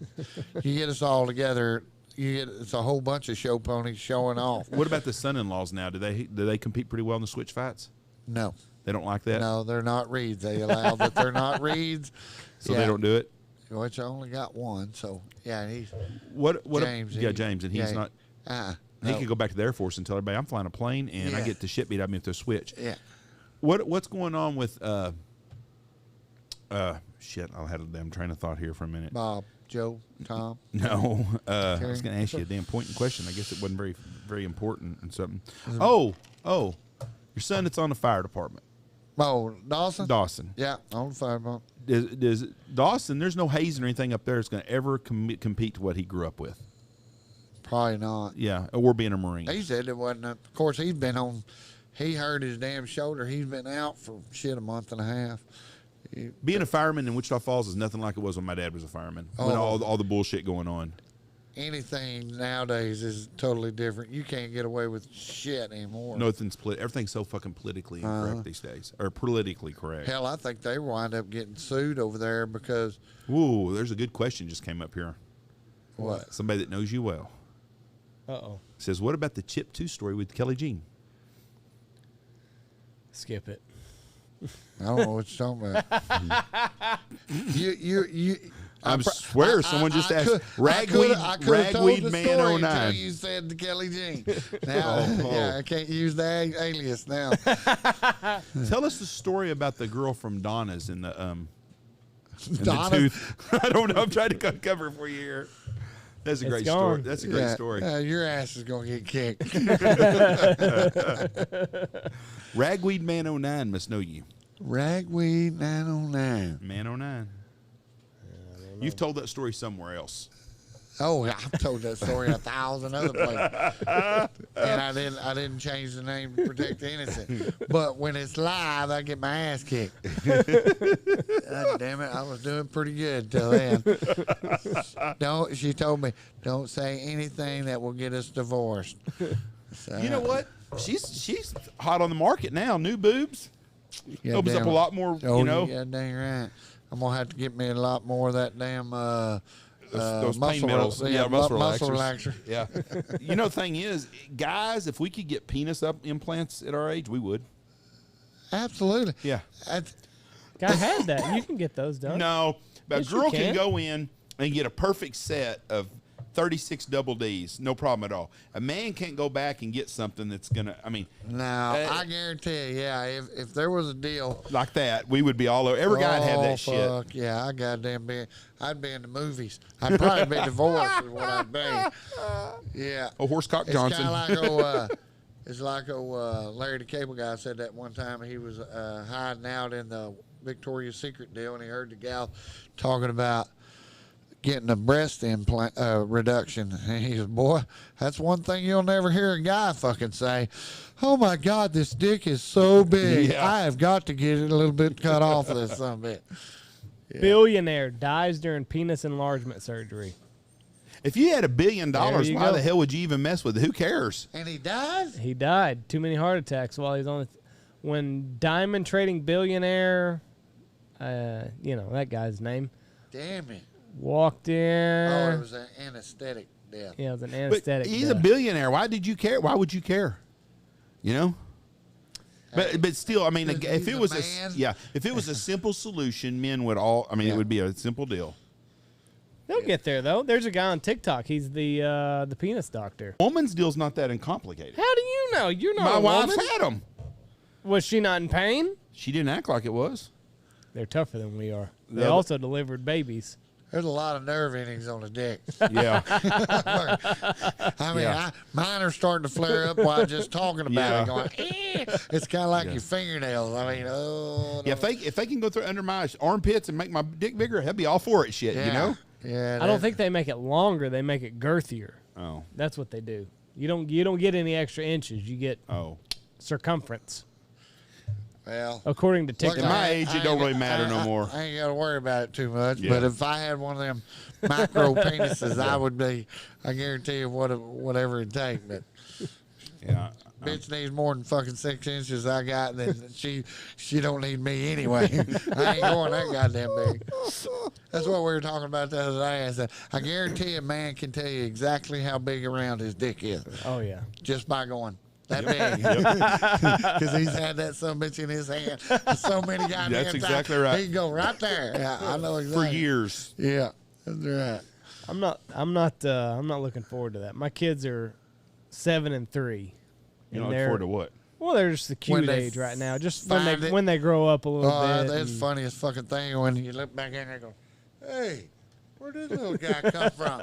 This is awesome. Hey, Dad, look at here. I got a dick. My- A dick. Yeah. Your youngest, he's already an exhibitionist.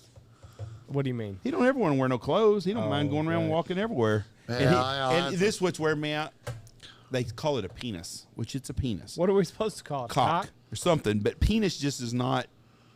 And they say vagina, and that wears me Dang-a-lang. out. Just don't go TT. You don't say ask them if they need to go TT, and they don't say penis. Oh, something hit me on my penis. What are we supposed to call it? I don't Jeff? know. Man, if It's- I was there, I'd tell my son, hey, you come in. Hey, my dick is hard, Daddy. I got to go take a big old piss. And do it with a deep voice. I could be okay. I'm okay with that. Yeah. But the penis and vagina, especially vagina. Mom's got a vagina. Don't talk about your mom that way.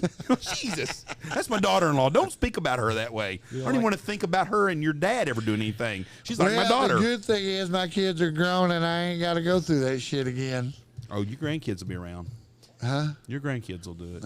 That's a good thing about me. I'm a big enough dickhead. They stay gone. Well, not to my grandkids, but my kids. Hell, that's a good thing about an asshole. My kids don't even like to come visit. Nah, I don't believe that. But it is. They're this sweet little young innocent thing, and like the 7-year-old. I'm like, okay, so if you just do the math, he's got like 5 years, if I'm lucky, being nice to me. By the time he's 12, 13, he'll be an asshole to me till he moves out. I don't and think he will be. You don't think so? No, not Reese. Reese has got too good a heart. Yeah, but- Jameson may tell you to go fuck off when he's 9, but not Reese. Jameson may do it before Reese does it. Reese is such a good kid. He's a pleaser. He's a lot like you were. But either way, it's just like Yeah, I yeah, realize that girls my do. time is. I realize that my time being the cool dad is limited. Yeah. Yeah. I don't have them for that much longer. They're in my house for fucking ever, but I realize that I'm not going to be the cool dad for a whole lot longer. What makes you think Well, you're yeah. a cool dad now? Oh, they love me, Jeff. They worship the ground that I walk on. It'll be a lot easier for you because, like I say, you'll have a 2-parent family. You know, like my boys, hell, they fucking. I never had any problem. Now Jake, he lived with his mom, so he had a lot of. We had a lot of static, through that. But I don't like I say with having 2-parent family there, you don't have 2-parent kids are girls lucky. now. Girls is totally different because I guarantee you, when a girl is a daddy's girl until they turn 13, and then you are the dumbest motherfucker there ever was until they turn 17. Because then when they get 17, you lose them when they turn 13. Mm-hmm. You get them back when they turn 17 because they realize that they're fixing to move away, and they're going to lose their daddy. And then they get clingy. That senior year, Yeah. they love their back to you. Right. Yeah, because their daddy. Well, what about now? What is it like? Same. So she's still clingy and good to you now. No. She don't give two shits about you no more. Nah. Yeah. Well, I mean, Lindy's still there, so yeah. I mean, we got a good relationship now. Of course, they're smart asses like their moms now, but. Your kid's lucky though; they had a mom and dad at house. Yeah. That's a huge difference, and that is an advantage that your kids have because they got a mom and a dad, and they got a nucleus there. Yeah. And those kids have such an advantage in life. Right now, if you've got a mom and a dad at your house, you've got to step up on everybody like I else. say, the two oldest didn't have but the kids that well, do- luckily, Haley, she finally wound up moving in with me when she was like 13. So, yeah, so kids- it's huge. It's a difference maker for the kids. You look at our society, the kids that have a mom and a dad right now have got such an advantage over the single parents. And that doesn't mean Chicago, Illinois that's is right. 11 Yep. versus that's And there's a lot of single parents that do a great job. I'm not knocking all of them, but the statistics show that kids raised in a single parent home have a lot of problems. yep. No matter what it is. And Especially boys. yes, Boys in a they- single family home, which is primarily the mom. Is this Jeff's? No, that's one of our sponsors. That's Sent us Logan. that. I love ducks. I mean ducks. Oh, okay. I was like, all right, but He does though. He loves dicks. Ducks. that's kind of what. But Chicago's deal. But the boys especially when the boy turns, Oh, they got to. they have that. they need a man around. Yep. they Whether don't- it's to discipline, to get onto them, to visit with them, to talk to them, to bullshit them. A boy needs to also learn how to handle the stress of getting screwed with, and having some friction in his life. Yeah. You know, and well, you're picking on them and stuff. They need that. Competition's good for them. Yeah, they need, like I say, they need to be broke down because they get too cocky. Hey, you see these goddamn little 7-year-old kids talking to their mama like a fucking, like the adults do. Bitch, shut your fucking mouth. I mean, somebody knock their teeth out, they quit doing that. goddamn right. I guarantee you. But I would never even dreamed of it. And I come from a one-parent home, but my mama had that bluff in early. Hi-ya, motherfucker. Yeah, I didn't even dream of saying that shit, but. It's hard to see what's real on the internet, but there was a video that I saw, and Dad comes in a daughter's room, and he said, "Hey, I thought I told you to clean your room." She said, "I thought I told you I was playing my video game." He took up some shit that was on her fucking floor, and he went, boop, right into her TV and smashed it, and he said, I seen it. "When you get done playing your video game, clean your fucking room." Yeah. And And those, that shit has to happen a bunch. That's what they need, though. Yeah, god dang right. They need to come up with an app, a parent app. Oh, you want to be an asshole? Push that button, that phone dies. You know? Just an automatic app. Yeah. I'm telling you right now, you geeky fuckers that don't listen to this, tell your geeky kid or something to come up with that app, a parent app. And you can just turn their phone off by pushing a button on your phone. And I'm surprised they don't have much more. Could you imagine that shit, That's though? like Automatic that kill Live switch. 360. That's the greatest fucking app ever. Because it gets on there and it, my kids, even to their day, I can see that they're going 95 miles an hour, which has happened. And I was like, motherfucker, you better slow that guy.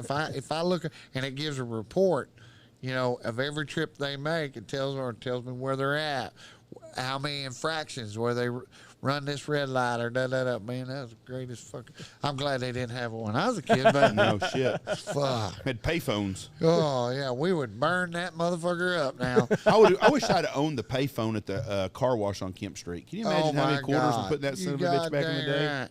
who owned the payphones? Individuals. Telephone. A lot Yeah, of individuals, Bell- you could buy Bell's- them too. Bell Really? telephone. You could the phone companies had them, but you could as an Yeah. individual could buy a payphone. And put a payphone in. Yeah, pay them $100 a month or whatever it was, but you was gonna collect a shitload of quarters. Yo, putt, go. Mm-hmm. And I left the right side of my face out there one time. Guy scraped my face off on the pavement out there. I was drunk and I was beating his ass. And I had him in a headlock and I was working him over and talking to people while I was working him over. And either, I don't know if he got a punch on me or knocked me out or I just passed out from exhaustion. But all I know is I woke up next morning and my whole fucking right side of my face was fucking ripped off. They said he took me by my ears while I was out and scraped my face on that goddamn asphalt at that car wash. Oh, goddamn. I ain't shit. My lips, I woke up the next morning, my lips were scabbed together, my eye was scabbed together, and I go, motherfucker. Yeah, you gotta go try to pick pussy up at fucking Stetson's the night after that. How you doing? I still look with this little part over here. God damn. Oh. Is that the worst you've ever gotten it? Yeah. Not unless if he tells that story about the chipped tooth, it wouldn't be. He got me drunk, and I found him over at Century City. Oh, you found out who he was? Oh, yeah. California Dale. I don't know what his last name is. California but Dale. I know he's from California. His name's Dale, and I was looking for him, and I was shooting pool. You remember that little pool hall in Century City? The Blarney Stone. Is that what it was? There's a sports. Yeah, I think it was called the Blarney Stone. Yeah, maybe. But anyway, I was shooting pool, and I looked up, and in walked California Dale. I said, motherfucker, my name is Sue. How do you do? I did go beat his fucking ass. Let's see how you fare when I'm sober. Yeah. All right, before we get off of here, Yeah. we're going to do a giveaway with Clay. It's going to be a 2-day hunt, coyote. It's going to be a 2-day hunt, coyote hunt, pig hunt, whatever y'all did last year.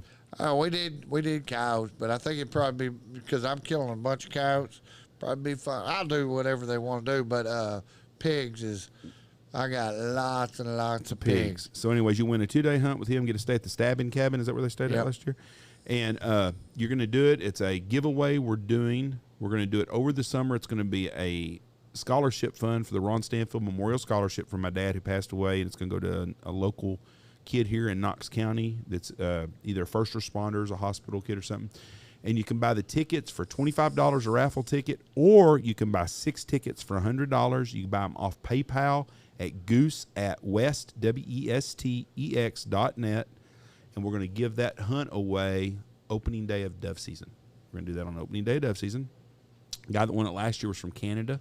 Yep. Great guy. Randy Shooting and Colt. some bitches too. Great guys. Yeah. Anyways, so holler at me at the office or send me an email, goose@westex.net, or PayPal, goose@westex.net. And that's 6 tickets for $100 to give it away, and it's for a scholarship fund. That's basically it. Do you think of anything else, Andy? You nailed it, Jeff. Well, good. I did something right this time. I didn't blow the damn introduction today either. And we were live. There's a good chance that was going to happen. It's just natural. No, it's not. I fuck it up more. But I have that animal. I just bring out the best in people. You sure do, Clay. I appreciate that very much. One thing I want to know. All right. You're a wild guy. Rattlesnakes. I got to pee. Yeah.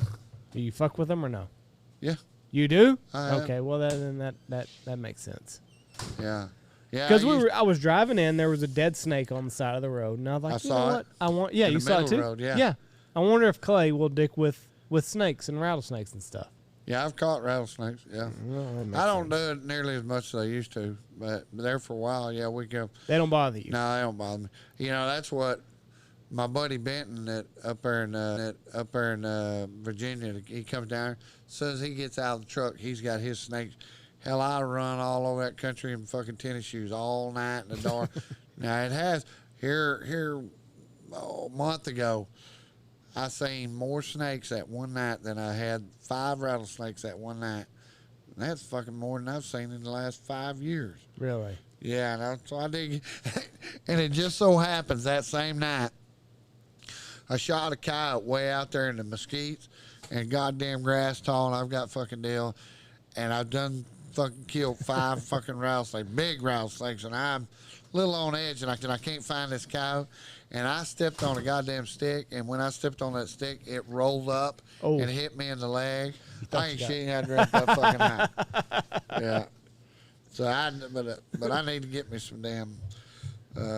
I'm deathly afraid of snakes. I'll tell you of any kind. I'll tell you a story about fucking with snakes. We was over there at a deal over there, a guy named, I won't even mention his name, but anyway, he. No, I don't give a shit. Hell, there's a guy named Lloyd Potsky, and old Lloyd Potsky was fucking fucking with a rattlesnake over there, and Bill Tom Fleming, he was sitting there, and he said, And they had a little old rattlesnake, and old Lloyd went to fuck with that goddamn rattlesnake. And the goddamn, he goes over there and said, goddamn, and Bill Tom tells him, he said, Lloyd, you better quit fucking that goddamn rattlesnake. That some bitch gonna goddamn bite you. He said, fuck. Ain't a snake alive, goddamn Kilopotsky. Boy, about that time, that fucking some bitch bit him on the fucking thumb, I think it was. Fucking some bitch bit him on the fucking thumb, I think it was. And he said, goddamn, old Bill Tom, he said, goddamn, Lord, we're going to have to fucking get you to the hospital. He goes, now you better check on the fucking snake. A snake alive, kill a fucking Potsky. A little bit later, that fucking boys started racing. He went to the hospital. We had a game warden in Oklahoma telling us a story about he got a call one time on this mountain, and it was a hill, rocky hill. Guy had been snake bit. And we were duck hunting in this field next to it, and he was right there. So he's telling me about it, and he said, yeah. So I drive down there, and he said this old meth monster from that town there had been bitten, the ambulance was blowing up, and he's like, his old hand, he got bit, and you could see the puncture wounds in his hand. He's like, damn, what were you doing? Oh, I was just walking down the ditch right there. He said, how'd the snake bite you? Well, yeah, I saw one. I tried to pick it up. He goes, now, you know that's posted. You're not supposed to be up there snake hunting. Oh, I wouldn't snake hunting. He said, you're telling me the truth, right? God dang it, no, I knew I wasn't supposed to be up there. He said, my bucket's up there, and I got a snake. Got a snake over there biting, and my claw, my catchers are over there. It's like, okay. So he said, went up and got the stuff, got it to the hospital. It was a dry bite. He said 3 days later, I get a phone call. Hey, they just called out to dispatch the ambulance to the same place from their day from a snake bite. So he goes up there. It's the same guy. He's like, I know not to be doing that. I know. This time, his hand's all swelled up and shit. It wasn't a dry bite. It's bit in the same fucking place almost. He's like, what are you doing? He goes, well, he said, I went to the hospital the next day and talked to the guy and asked me, so what are you doing?